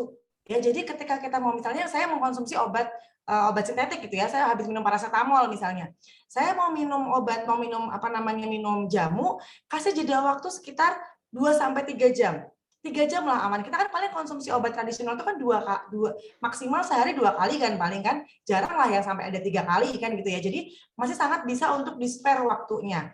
Kenapa 2 sampai 3 jam? Karena durasi obat itu, rata-rata obat itu ketika dikonsumsi dalam tubuh itu dia sampai waktunya untuk termetabolisme itu sekitar 2 jam. Jadi anggapannya setelah lebih dari 2 jam itu dia sudah, kita nggak akan ketemu tuh senyawanya yang satu dengan senyawa yang lain gitu ya, dari obat maupun jamu. Jadi apakah memungkinkan ada kontraindikasi antara sediaan jamu dengan dengan obat? Memungkinkan, ya bisa jadi gitu ya. Cuman memang saya belum dapat laporan untuk tanaman-tanaman itu. Bisa jadi cara mencegah untuk adanya kontraindikasi dengan apa? Diberi jeda waktu. Jadi jangan, bahkan kita minum obat pun gitu ya, minum obat pun itu kan sebaiknya jangan sama gini, minum obat-obat tertentu itu nggak boleh sama teh. Kenapa? Karena teh itu punya yang namanya tanin. Efeknya itu bukan nanti akhirnya bikin racun tuh enggak, tapi dia dapat menurunkan potensi obatnya, misalnya seperti itu. Ya, jadi jadi untuk mencegah itu, karena yang namanya ada senyawa kimia ketemu senyawa kimia, walaupun senyawa kimia itu alami ya, senyawa kimia ketemu senyawa kimia sama-sama punya potensi gitu ya. Entah dia itu potensinya bisa menurunkan potensi yang lain atau meninggikan potensi yang lain. Nah, itu kita cegah caranya dengan memberikan jeda waktu. Ya, jadi ketika kita minum obat, kita kasih jeda waktu. Begitu ya, Bapak, dan mungkin semoga bisa diterima. Kemudian pertanyaan berikutnya, boleh nggak dicampur? Boleh. Ya, boleh kan nggak dicampur? Boleh. Tetapi, nah ada tetapinya nih, dosis ya, permainan di dosis. Jadi, cuman kalau memang jamu itu, fleksibelnya jamu, enaknya jamu itu dosis konsentrasi dosis ya, kadarnya itu nggak terlalu pekat, karena dia bentuknya bukan ekstrak. dia bentuknya kan masih alami bahan gitu. Jadi memang Simplicia bentuk ya. konsentrasi, iya simplicia, konsentrasi senyawa kimianya tidak sebesar kalau dia bentuknya ekstrak atau fraksi atau isolat malah gitu ya. Nah, Bapak Ibu mungkin kalau misalnya apa namanya, ini tuh ada salah satu, kalau sebenarnya itu di Indonesia tuh udah ada pengobatan yang based on apa namanya ya, berdasarkan jamu-jamuan. Itu tuh nggak cuma satu tanaman Bapak Ibu, biasanya juga banyak tuh main kombinasi biasanya juga, dan nggak masalah, tidak ada apa-apa, tidak masalah gitu ya, tidak apa-apa selama memperhatikan dosisnya gitu ya, selama memperhatikan dosisnya. Biasanya juga kita pakai trial kalau kayak gitu. Atau kalau misalnya kalau sebagai produsen yang mau mengembangkan, bisa lihat konsentrasi masing-masing. Jadi ada kan kadarnya itu, oh saya mau gabung tanaman A sama mau gabung tanaman B, sama-sama punya potensi yang baik gitu ya, sama-sama punya potensi misalnya untuk antihipertensi. Oh, kira-kira kita cari kan harus, kalau kita mau melaporkan produk atau kita mau mengembangkan produk, kita harus based on literatur dulu ya, kita harus itu yang kita laporkan ke Badan POM kan. Jadi sebenarnya Bapak Ibu, salah satu ini juga ya, salah satu tips mau mengkonsumsi obat tradisional, cari yang sudah ada izinnya. Tadi tuh punya Mawail tuh udah ada tuh logo jamunya, udah ada, ntar udah berizin ya Pak ya? Pak Arim ya. Oh ya, kita sudah Nah, menempuh PIRT dan pada proses BPOM mungkin 3 bulanan lagi baru keluar. ya betul ya. Jadi sudah berizin. Jadi PIRT-nya sudah lolos. PIRT itu juga kan, jadi PIRT itu kan izin dari dinas ya, dinas kesehatan kabupaten gitu ya. Pilih yang seperti itu karena berarti paling tidak kita sudah meminimalisir hal-hal yang tidak kita inginkan. Jangan sampai Bapak Ibu malah mengkonsumsi apa namanya yang klaimnya macam-macam tapi nggak ada izinnya gitu. Itu semoga bisa diterima Bapak Ibu. Jadi boleh nggak dicampur? Boleh, tapi ini kalau jamu berarti kita perlu memperhatikan, ada ilmu titen Bapak Ibu.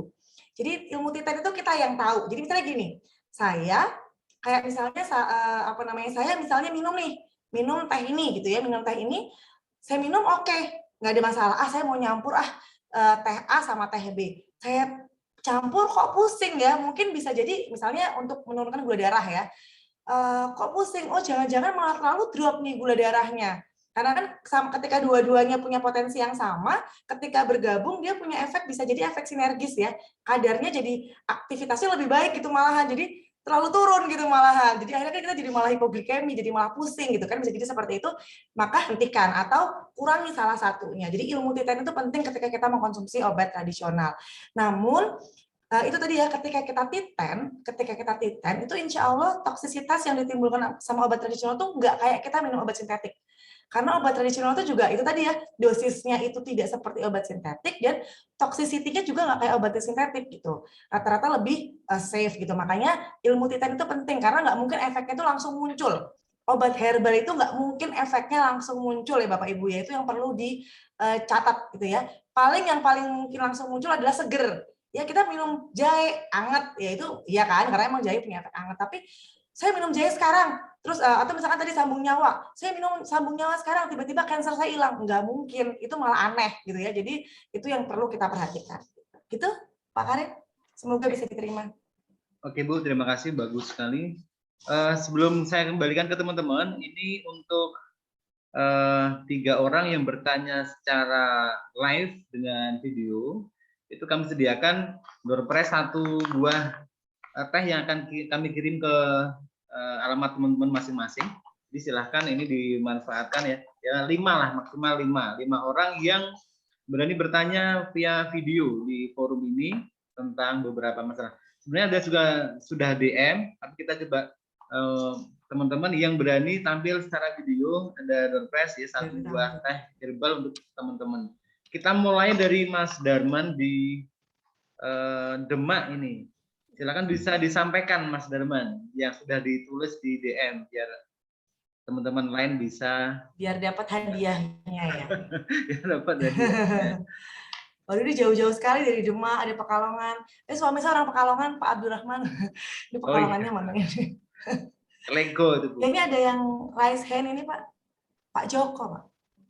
Oke, Pak Joko resen untuk kesempatan kedua. Kesempatan pertama untuk Mas Darman dulu, silahkan. Mas Darman. Ya, monggo. Dari Demak ya. Ya, Assalamualaikum Mas Karim. Waalaikumsalam. Waalaikumsalam warahmatullahi wabarakatuh. Ada Budiah pasti. Jelas ya? Ya. Jelas Pak Darman. Oh ya. Makasih. Assalamualaikum. Makasih atas waktunya. Tadi Bu Diah telah menjelaskan bahwa manfaat dan khasiat teh herbal itu hampir sama, Bu. Hampir sama. Misalkan kolesterol gitu kan, mungkin bisa daun kelor atau sambung nyawa gitu kan. Atau misalkan asam urat bisa yang lainnya hampir sama gitu. Nah, mungkin yang saya tanyakan adalah untuk memudahkan, apakah ada kekhususan, misalkan kalau yang daun kelor itu untuk asam urat gitu kan, kalau yang hipertensi itu mungkin sambung nyawa gitu kan, sehingga kita bisa tahu atau mungkin orang lain bisa tahu, oh keluhan saya di tubuh saya kok kolesterol ya, saya harus konsumsi teh apa gitu. Oh keluhan saya mungkin jantung atau keluhan saya mungkin asam urat itu saya harus konsumsi teh apa gitu kan. Itu juga nanti biar lebih jelas gitu. Mungkin itu saja Bu ya. Ya. Oke, baik, langsung dijawab Pak Karim. Baik, Satu terima kasih lagi Pak dari Karim. Pak satu Joko lagi. dulu Oke. ya, biar 2 Baik, pertanyaan. baik, Silakan baik. Pak Joko. Oke, baik. Yang lain Pak silakan Joko. untuk resen atau bisa nanti DM dulu silakan. Pak Joko. Pak Joko dari mana? Silakan diperkenalkan. Waalaikumsalam warahmatullahi wabarakatuh. Pemalang Pak Karim. Siap. Pak Joko. Dari Purwokerto ya, Assalamualaikum Pak? Bu Diah. Pemalang. Pemalang Pak Karim. Pemalang, iya Pemalang. Monggo, Pak. Terus terang saya tertarik ikuti webinar ini karena lihat di di promonya itu ada logo FDA. Oke. Oh iya. Ya. Maksud saya kalau yang kan saya percaya semuanya kualitas ya. Tapi untuk standarisasi FDA ini memang sudah dipunyai oleh produk ini. Iya. Itu aja, terima kasih. Oke, baik. Terima kasih Pak Joko. Kalau ini nanti yang jawab Pak Karim berarti. Iya. Ya. Oke, silakan Bu. Oke, baik. Ya, baik. Saya jawab dulu tadi yang Pak Salman. Pak Darman, maaf. Pak Darman. Oke, baik. Tadi disampaikan kok khasiatnya kayak banyak-banyak sama-sama gitu ya. Jadi ini kalau misalkan yang terkenal aja ya Pak. Jadi kayak misalnya daun salam. Sebenarnya gini, kenapa sama-sama? Ya karena tadi ya kandungannya memang rata-rata memang polifenol, flavonoid gitu ya. Makanya aktivitasnya kok kayaknya bisa semua gitu ya, hampir-hampir sama karena sama-sama punya aktivitas antioksidan. Tapi memang pasti ada yang lebih baik dibandingkan yang lain.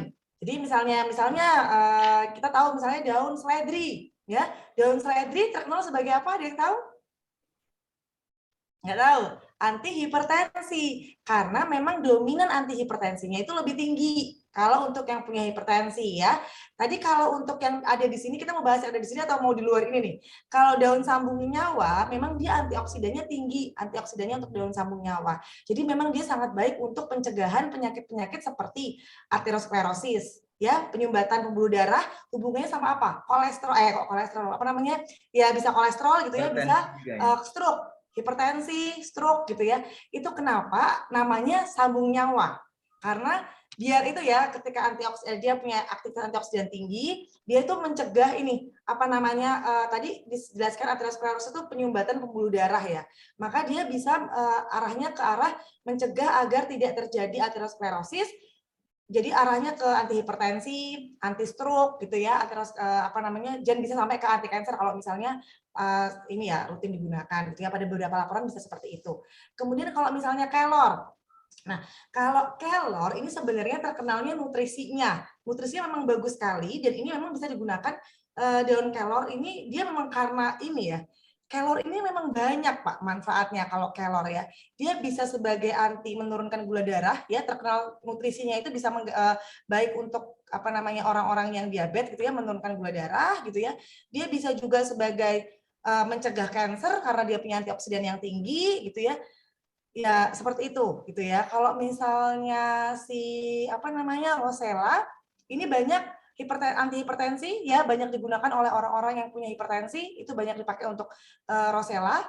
Kemudian dia juga bisa dipakai untuk mencegah kanker, Rosella, karena antosiannya tinggi, antioksidan tinggi. Jadi ya itu Pak yang bikin hampir-hampir sama. Teman aktivitinya itu tergantung akhirnya sama tubuh, cocok-cocokan orang kan ya. kadang-kadang cocok-cocokan orang tuh juga pengaruh gitu. Ya seperti itu gitu Pak Darman. Apakah Iya. ada feedback? Ya oke. Sudah oke ya? Udah Oke. jempol. Kalau Ya. yang Pak Joko itu Pak Karim ya, karena FDA ini klaimnya benar apa enggak itu nanti Pak Karim ya. Iya. Baik Pak Joko dan sekaligus untuk teman-teman semua. Jadi memang klaim FDA ini bukan klaim yang mudah dikeluarkan oleh sembarang produk ya. Apalagi ini memang kualitas khusus, kualitas standar internasional. Jadi kalau sudah ngeklaim, orang dengan mudah bisa nanti mengecek atau membuktikan klaim ini. Nah, sehingga kita dengan percaya diri memang menunjukkan dari logo FDA itu sebagai keunggulan utama dari teh herbal Mawali ya, bahwa teh kita ini secara produksi dan kualitas hasil dari hasil produksi itu sudah memenuhi standar yang ditentukan oleh FDA. Perlu teman-teman ketahui bahwa FDA ini adalah Food and Drug Association, ibaratnya ini BPOM-nya Amerika, bukan ibaratnya. Itu memang BPOM-nya Amerika, ya, American Food and Drug Association seperti itu, atau BPOM-nya Amerika. Kenapa kita mengacu ke sana? Karena memang mayoritas negara di dunia itu menjadikan standar dari FDA ini sebagai standar kualitas internasional. Jadi dibanding dengan produk lain, kita punya kekhususan itu yang menyebabkan sama-sama ada kelornya, sama-sama ada sambung nyowo atau produk kita yang lain, sama-sama roselanya itu rosella kita itu lebih bagus dari yang lain. Lebih bagus dalam artian standar kita memang sudah teruji daripada yang belum ada sertifikasinya. Jadi sekilasnya seperti itu. Jadi memang ini bisa dibilang produknya produk baru, tetapi semua kekhususan terkait kualitas dan sertifikasi ini kita sudah memiliki. Mungkin itu sekilas dari saya. Kita ada 15 menit ke depan teman-teman untuk bisa melanjutkan. Ada yang resen atau enggak untuk bisa berbicara. Kalau tidak saya lanjutkan pertanyaan yang direct message saja untuk Bu Dia. Ini dari Oppo ya, dari Pak Isam mau menyampaikan? Ya. Oke. Ya. Silakan Pak Isam. Ya.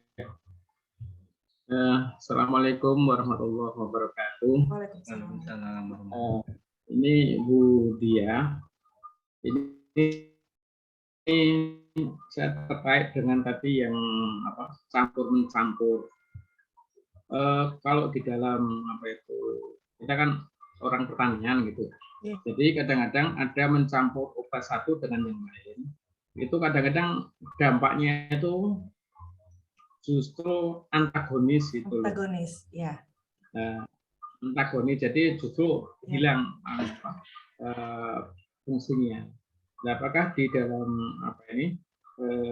produk-produk yang herbal ini dimungkinkan juga seperti itu? Dan misalnya terjadi itu, misalnya contohnya apa gitu? Mungkin itu saja Bu. Terima kasih.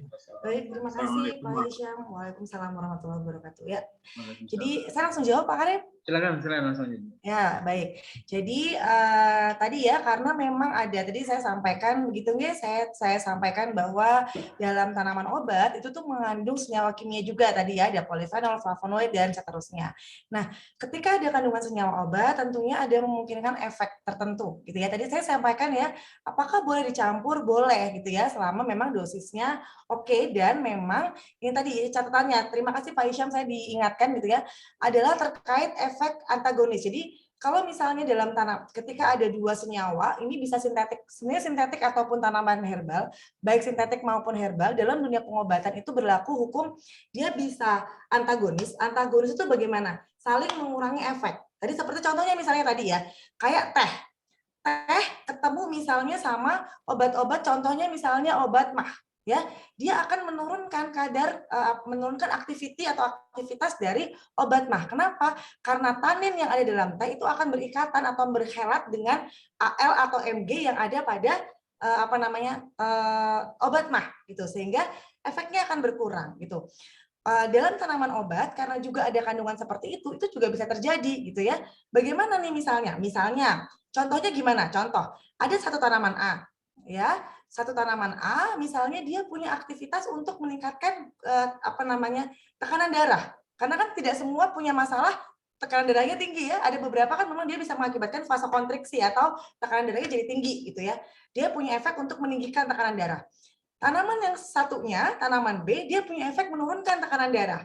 Maka apa yang akan terjadi? Ya pasti akan ada efek antagonis, sehingga efek yang diharapkan dari meninggikan tekanan darah tadi akan diturunkan sama tanaman B. Itu ya. Itu tadi makanya saya sampaikan perlu ilmu titen, karena memang pengetahuan terkait herbal ini belum terlalu banyak Bapak Ibu. Jadi kayak tadi saya sampaikan contohnya misalnya ada yang ini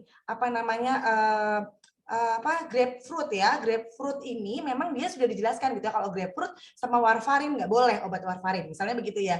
Cuman kalau antara tanaman satu dengan tanaman lain memang belum banyak yang melaporkan atau yang meneliti terkait efek antagonis maupun efek sinergis ya. Jadi ada dua ya, kalau antagonis itu saling berlawanan, kalau sinergis itu saling mendukung. Jadi yang tadinya misalnya satu punya aktivitas anti diabetes sebanyak 40, misalnya begitu ya, ini saya sebut angka biar gampang. Yang satu punya aktivitas sebanyak 60, maka yang 40 tambah 60 bisa naik jadi rata-rata 50, misalnya begitu. Itu misalnya kita jelaskan dalam bentuk angka. Jadi Pak Hisham disampaikan apakah mungkin terjadi? Mungkin Pak Hisham. Cuman memang penelitian terkait efek antagonis dari tanaman itu memang belum terlalu banyak diteliti. Nah, cuman begini, saya cerita. Jadi mahasiswa saya beberapa judul penelitiannya baik skripsi maupun karya tulis ilmiah itu biasanya memang ada yang kalau misalnya harusnya ketika kita mengkombinasi, makanya tadi saya sampaikan kan kalau misalnya sebagai produsen atau pembuat obat biasanya emang perlu nih literasi jurnal atau baca jurnal. Kenapa? Untuk mendapatkan kombinasi atau dosis yang pas. Karena tadi belum tentu 1 tambah 1 sama dengan 2. Dalam dunia herbal itu begitu, belum tentu 1 tambah 1 2. Bisa jadi 1 tambah 1 malah minus gitu.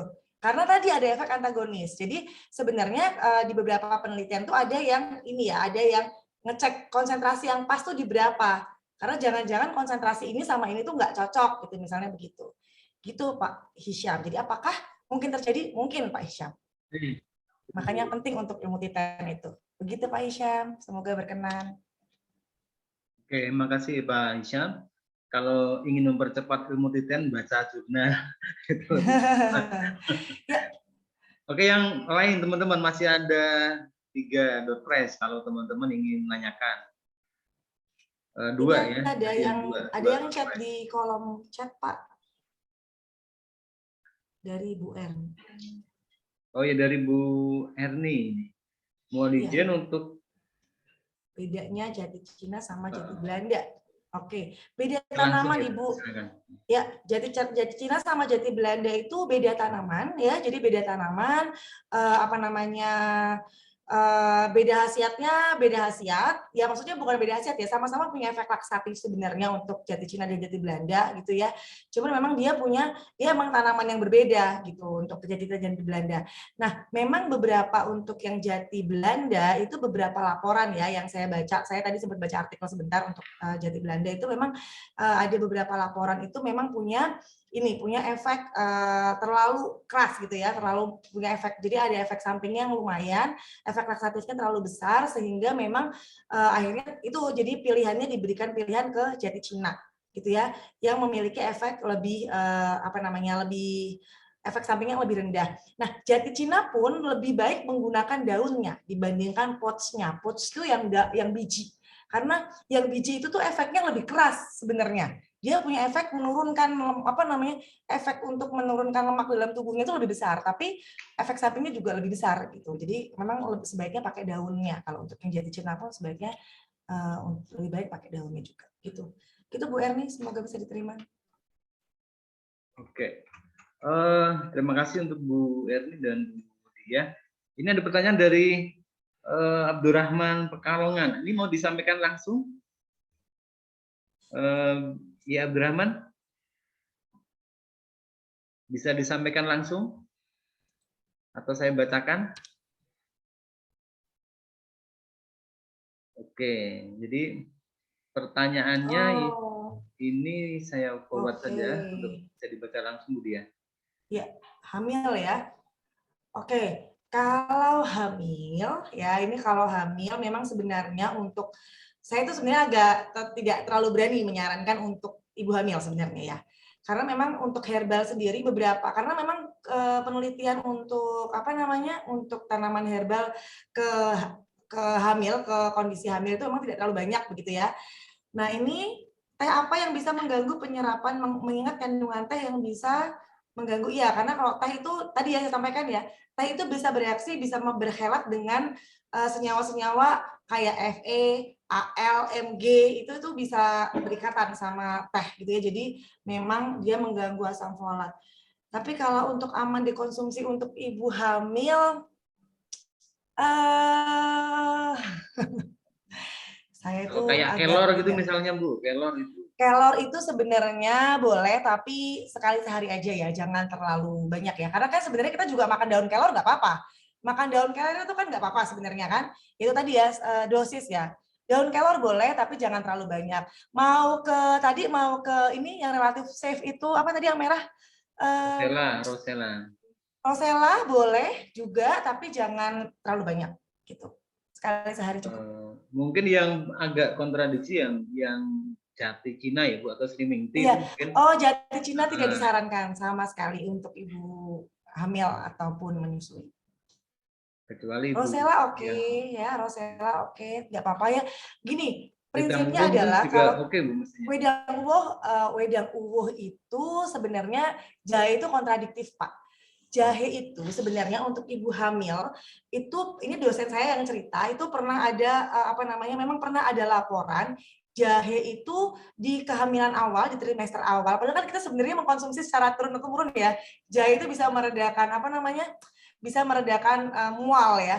Cuman entah kenapa ada laporan, cuman kayaknya mau diteliti ulang itu penelitiannya. Jadi mau diteliti ulang sepertinya. Cuman memang dengan bahan itu tuh paling nggak bisa buat ini ya pegangan masih buat hati-hati gitu ya. Jahe itu di penelitian yang dilakukan oleh pembimbing saya waktu itu dosen dari UGM, dia almarhum Profesor Sujiyo Pramono itu mengujikan jahe pada mencit yang sedang hamil dan ternyata kemudian mencitnya itu mengalami efek cacat janin waktu itu si mencitnya tikusnya. Jadi tikusnya itu ada cacat janin setelah dilahirkan gitu. Nah, jadi memang itu jadi kayak aware gitu. Nah, tapi memang ya kalau misalnya Anda tidak ada masalah selama intinya kadar sih ya, main ke kadar ya, jangan terlalu banyak. Sesekali boleh tapi jangan terlalu banyak. Toh kayak ibu jadi tidak usah terlalu berpikir misalnya, saya kapan habis minum jahe, ya udah nggak apa-apa gitu, udah nggak apa-apa. Yang penting kan tidak sampai berlebihan gitu. Kalau intinya gini, kalau untuk ibu hamil, karena teh itu kan juga sebenarnya ini ya, kita konsumsilah sesuatu yang memang kita konsumsi untuk makan kayak daun kelor itu kan aman kita makan kan? Kita makan sayur daun kelor kan aman, nggak apa-apa. Silakan dikonsumsi, gitu ya. Rosella juga silakan dikonsumsi karena antosiannya juga baik, itu tapi dengan kadar yang tidak terlalu banyak, jangan terlalu banyak, gitu ya. Kalau teh itu memang iya, teh itu jangan minum teh itu memang dia punya ini ya. Dia itu taninnya itu bisa berikatan dengan logam-logam. Nah, ini mungkin saya tambahan satu informasi lagi sedikit Pak Karim. Ketika menggodok atau mempreparasi, memasak, menggodok apapun jahe tanaman obat, jangan menggunakan aluminium. Ya, jangan menggunakan panci aluminium. Kenapa? Karena tadi itu ya gugus hidroksil tadi itu akan bisa berikatan dengan si aluminium itu sehingga menurunkan aktivitas dari tanaman ekstrak kandungan yang ada dalam tanaman tersebut gitu. Begitu Pak Karim. Tadi Bu siapa Pak Abdurrahman mungkin semoga bisa diterima ya Pak Abdurrahman ya. Oke Bu, oke. Terakhir satu penanya terakhir kalau bagi teman-teman yang ingin mendapatkan door prize silahkan nanti variannya boleh milih ya mau milih apa hadiahnya. Kalau sudah ini saya bacakan dari yang belum yang tadi sudah dari awal disampaikan yaitu pertama berapa usia boleh minum teh herbal Bu? Anak kecil misalnya umur berapa? Boleh. Terus yang Aman. kedua, apakah kita bagaimana sih istilahnya, kenapa orang minum teh yang sama atau teh herbal yang sama tapi hasilnya beda-beda? Ini yang ibaratnya yang ada yang slimming tea ini langsung jadi kurus, yang satu enggak. Atau di sambung nyawa dan kelor pun ternyata ada berbeda-beda. Itu jawabannya seperti apa? Silakan Bu. Baik, kalau untuk anak ya, kalau untuk anak selama dia bentuknya adalah teh herbal ya, jadi dia bentuknya itu bukan bukan obat ya, arahnya ini ke untuk suplemen saja teh gitu ya, bentuknya teh masih simplisia. Selama dia sudah boleh makan, jadi dia 2 tahunan ke atas setahun itu sudah boleh makan, ya udah boleh makan macam apapun gitu, Bu, sudah diperbolehkan gitu ya. Tapi itu kalau misalkan kalau misalnya orang dewasa misalnya satu kantong dalam berapa mili, dia bisa di separohnya misalnya begitu ya. Jangan sama full dosis gitu. Kemudian apa tadi ya? Yang pertanyaan berikutnya tadi itu hasil yang berbeda. Hasil yang berbeda. Oke. Setiap orang itu punya sistem metabolisme tubuh yang berbeda, ya, genetik yang berbeda. Nah, makanya ini juga ada nih pengaruh genomik. Jadi ya istilahnya ada pengaruh genomik terhadap aktivitas dari pengobatan gitu ya. Jangankan herbal, bahkan obat sintetik pun setiap orang itu toleransi terhadap obat itu bisa berbeda-beda. Gitu ya, apalagi herbal yang istilahnya kandungannya tuh kandungan herbal itu kan macam-macam ya Bapak Ibu ya, nggak cuma satu kandungan gitu. Kalau obat sintetik itu kan cuma satu. Makanya sebenarnya saya itu ingat dosen saya waktu itu waktu dosen saya S2 itu bilang gitu, kenapa obat herbal itu relatif lebih aman? Karena dalam obat herbal itu kandungannya nggak cuma satu. Jadi misalnya ada kandungan yang punya aktivitas yang istilahnya sangat tinggi, itu bisa ditoleransi sama tanaman yang lain. Kandungan yang lain dalam tanaman tersebut.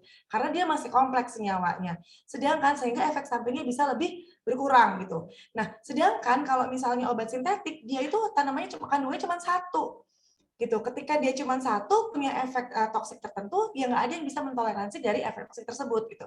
Itu waktu itu dosen saya menyampaikan seperti itu gitu. Jadi jangankan obat herbal ya, obat sintetik saja metabolisme tubuh itu bisa sangat berpengaruh terhadap aktivitas atau efek yang ditimbulkan dari obat ataupun herbal tersebut. Begitu Pak Karim. Oke, makasih Bu Dia.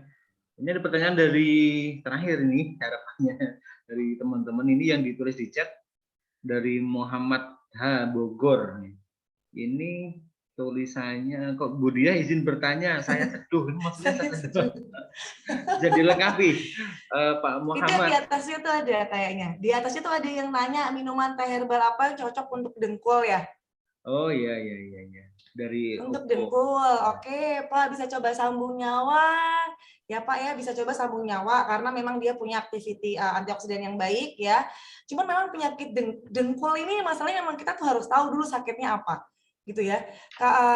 Apakah pelumasnya yang istilahnya karena itu sendi ya.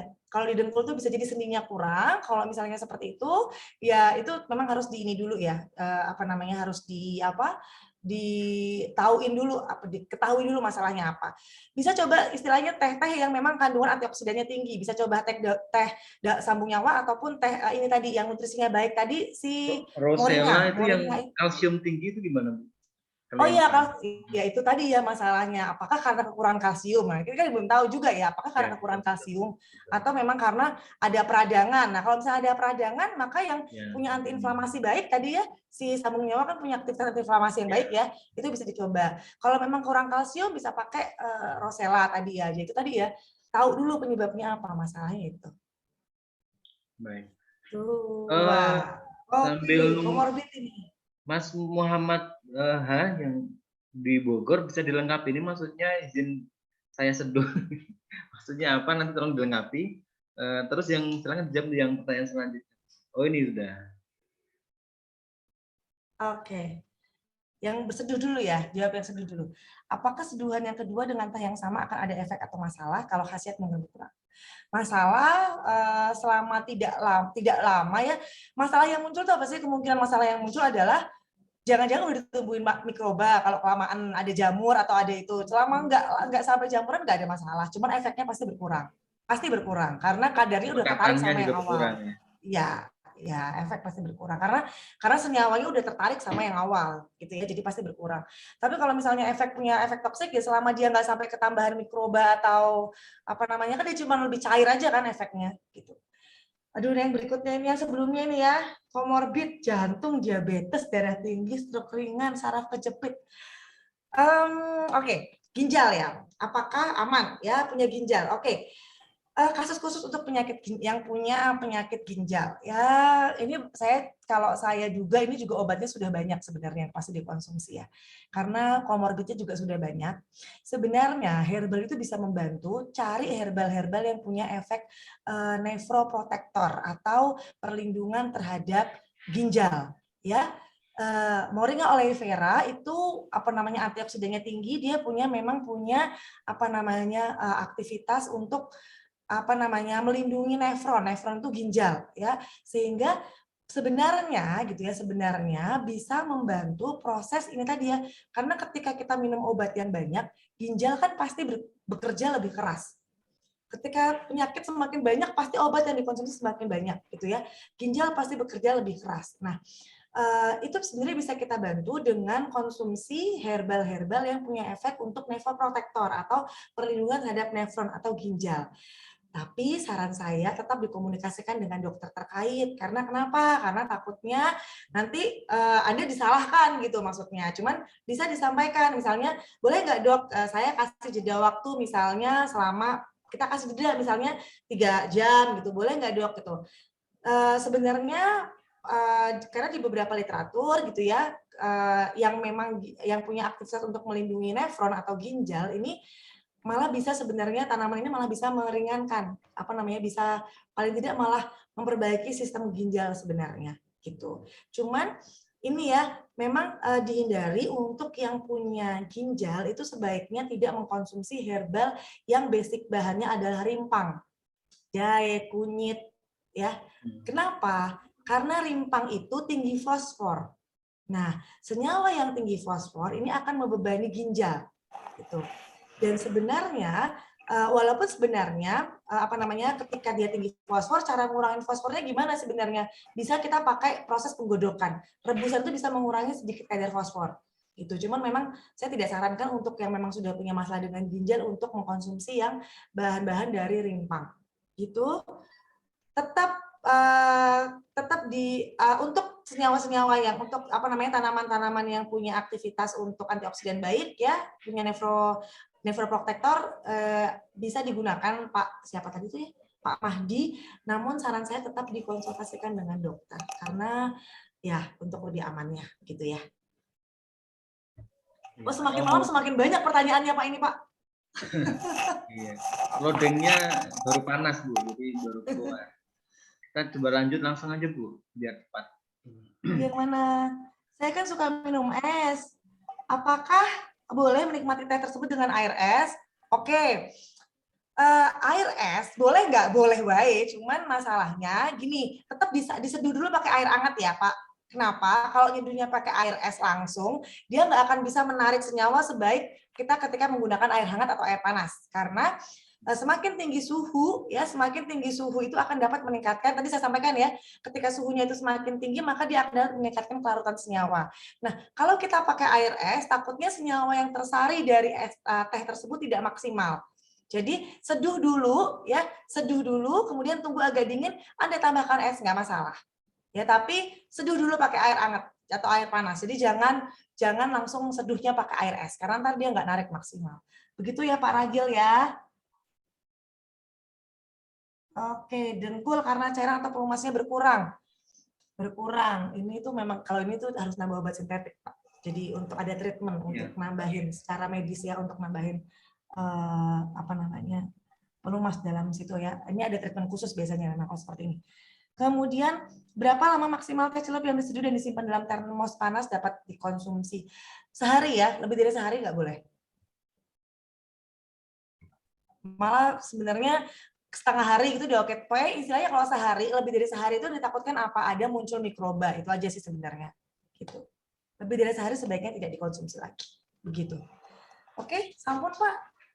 Ada yang belum terjawab? Maaf Bu, jika langsung merebus apa lebih baik? Oke. Tadi saya sampaikan ya, bisa direbus, bisa dipakai seduh ya. Tapi kalau direbus, tadi caranya ya, tadi diperhatikan ya Bapak Ibu ya. Panaskan dulu air panasnya sampai mendidih, baru Anda cemplungkan bahannya. Tapi kalau kayak tadi si herbal-herbal yang sudah bentuknya sudah kemasan dalam pouch teh, lebih baik diseduh saja pakai air panas, nggak usah direbus, boros kan malah ininya kompornya. Oke. Baik teman-teman, ini karena waktu yang sudah mulai mendekati akhir.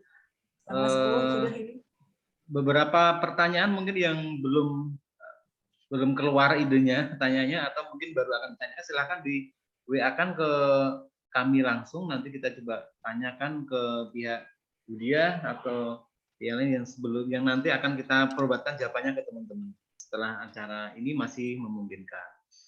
Sebelum kami tutup untuk acara ini, dan berarti untuk sesi tanya jawab kita akhiri ya teman-teman. Jadi kita sediakan sebenarnya 5 untuk yang mau video dengan pertanyaannya, dan hanya 3 yang PD untuk menyampaikan secara langsung. Jadi ada Pak Joko, Pak Darman, dan Pak Syam. Yang lainnya secara tertulis. Berarti untuk door prize-nya ada 3 orang yang tadi bisa live. Sebelum kita akhiri teman-teman, ada beberapa dari peserta ini adalah teman yang mungkin sudah sebulan yang menikmati atau merasakan teh herbal Mawali ya. Nah ini ada Mas Darman atau siapa yang bisa berbagi cerita tentang apa yang sudah dirasakan teman-teman ketika membiasakan teh Mawali di pengalaman 1 bulan terakhir. Ini ada beberapa orang yang sudah mengkonsumsi. Kami ingin berbagi cerita dari Mas Darman dan Mas Catur. Kemarin karena Mas Darman tadi sudah menyampaikan secara live, saya wakili ya, kalau Mas Darman dan istrinya ini memang mengkonsumsi kelor dan sambung nyowo. Hampir semua komentar yang beliau sampaikan memang hampir semua produk teh herbal Mawali ini bikin enteng lah gitu, bikin enteng. Biasanya males-malesan, ini jadi sehari-hari jadi enteng dan segar. Ini yang kemarin Mas Darman sampaikan. Untuk Mas Catur bisa disampaikan secara langsung Mas Catur pengalaman mengkonsumsi slimming tea-nya. Mas Catur masih ada di sini? Atau dari yang sudah pernah menyampaikan mengkonsumsi, Mas Muhammad Haidar di Bogor bisa berbagi cerita? Siap. Oh, silakan. Saya lagi menikmati Mas Karim. Budia mohon izin. Karena saya juga lagi flu juga, karena jadi saya minumnya wedang ewu. Oke. Ya. Selama saya menggunakan menikmati teh dari Mawali, efeknya sementara ini BAB lancar itu, dan saya setiap kali merasakan dingin gitu, saya selalu minumnya wedang uwu, jadi badan tuh terasa hangat dan mengeluarkan keringat gitu, jadi cepat. Nah tadi saya tanyakan juga gimana sih kalau misalnya konsumsi teh ini 2 kali pakai gitu, apakah ada efek lain atau masalah? Kalau untuk khasiat kemungkinan berkurang ya, Budiah ya. Ya betul. Karena mungkin, sudah tertarik di awal. Iya. Oke, Mas Lukman Nawawi ingin menyampaikan sesuatu? Mas Lukman sudah unmute ya, silahkan kalau ini yang disampaikan Mas.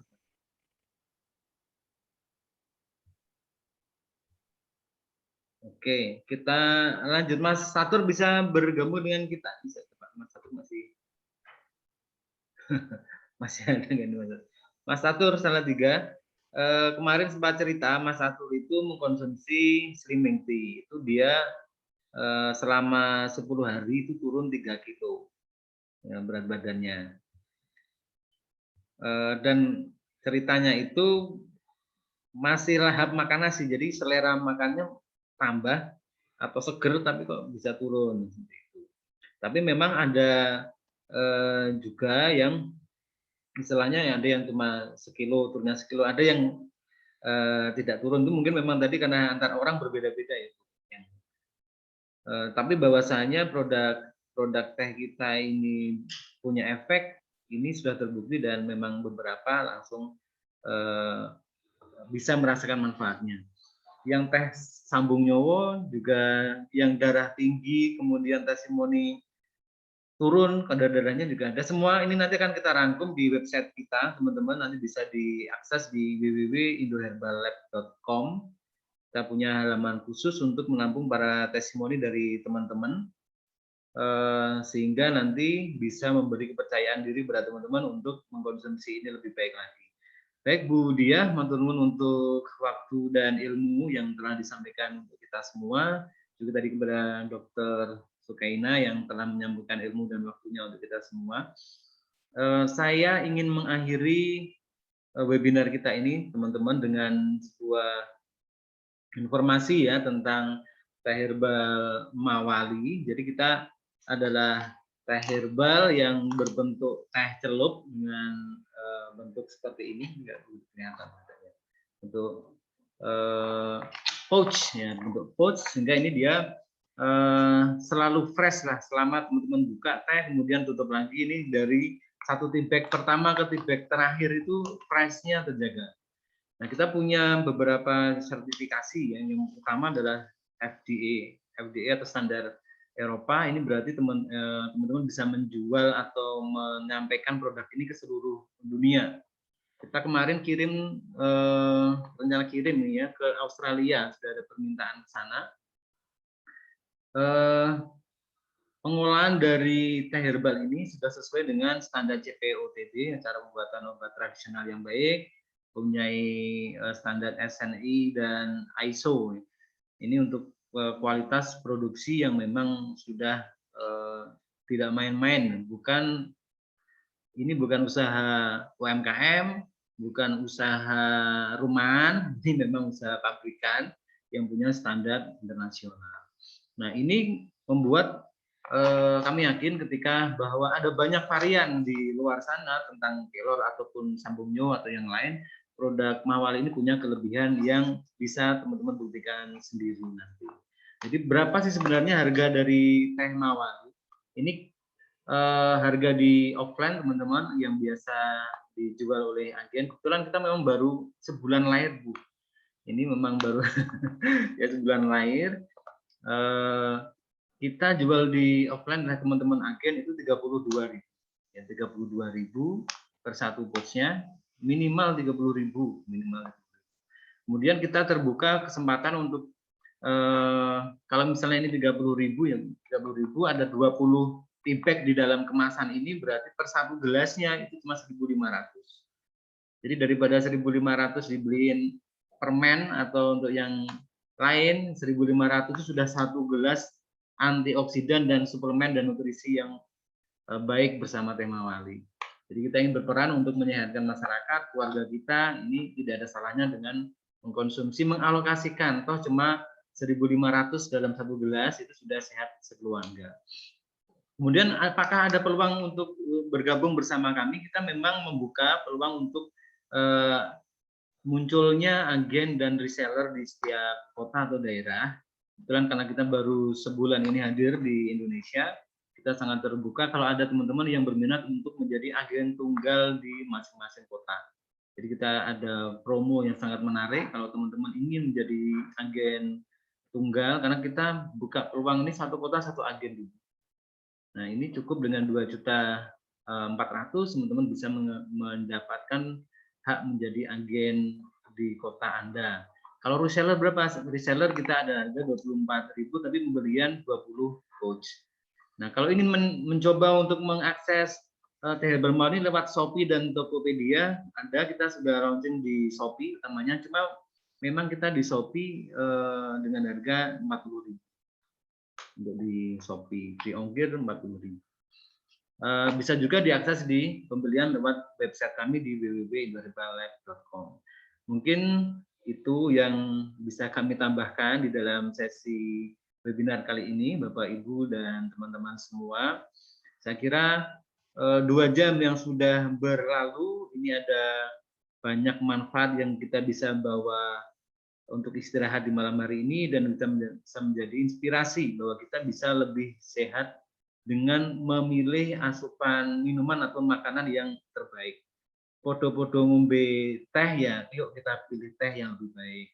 Sama-sama melakukan hal yang sama sehari-hari kita minum sesuatu, ya kita pilih sesuatu yang mengandung manfaat. Dan di sini Teh Herbal Mawali ini mencoba untuk mensosialisasikan luar biasanya herbal-herbal Indonesia yang sudah digarap secara profesional. Karena memang dulu kelemahan herbal Indonesia ini adalah pengolahannya yang masih standar, yang masih tradisional itu. Jadi setelah ditemukan atau memang sudah distandarkan pengolahan kita secara internasional, itu hasilnya luar biasa.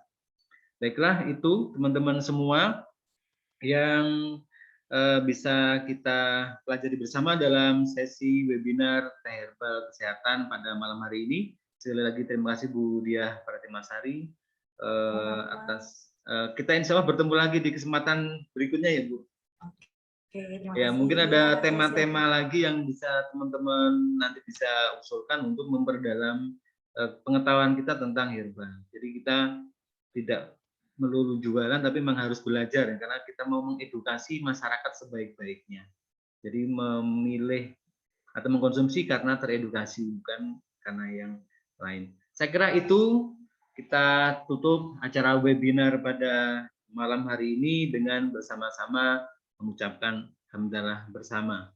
Alhamdulillahirrabbilalamin. Terima kasih untuk pembicara yang luar biasa. Terima kasih untuk kehadiran teman-teman yang sampai di akhir ini masih bertahan sampai 37. Oke, sebelumnya tutup ada yang tertinggal, yaitu untuk door prize, karena kita sudah sediakan 5 dan baru terpakai 3. Kita tambah 2 orang ya untuk mendapatkan door prize. 3 orang berarti sama Mas Andre. Tadi kita sudah janjikan Mas Andre Bolon untuk dapat 1 varian. Yang kedua adalah 2 orang peserta yang paling awal hadir. Ini ada Bang Ino Banjarnegara sama Mas Slamet Pekanbaru. Ini tadi jam berapa? Jam 6:30 sudah hadir di room. 1 jam sebelumnya, 6:30 atau jam 6:15 sudah hadir di room. Mas Ino Banjarnegara sama Mas Slamet, Anda mendapatkan door prize dari kami. Jadi ada Mas Ino, Mas Slamet, Mas Andre, Mas Joko, Pak Darman, dan Pak Hisham untuk kenang-kenangan dan door prize dari kami. Sampai berjumpa kembali teman-teman di kesempatan webinar berikutnya. Apabila ada pertanyaan silakan disampaikan kepada kami atau orang-orang yang mengenalkan web link ini kepada teman-teman semua. Terima kasih. Assalamualaikum warahmatullahi wabarakatuh. Waalaikumsalam. Oke, teman-teman, Bapak Ibu, terima kasih Pak Karim, terima kasih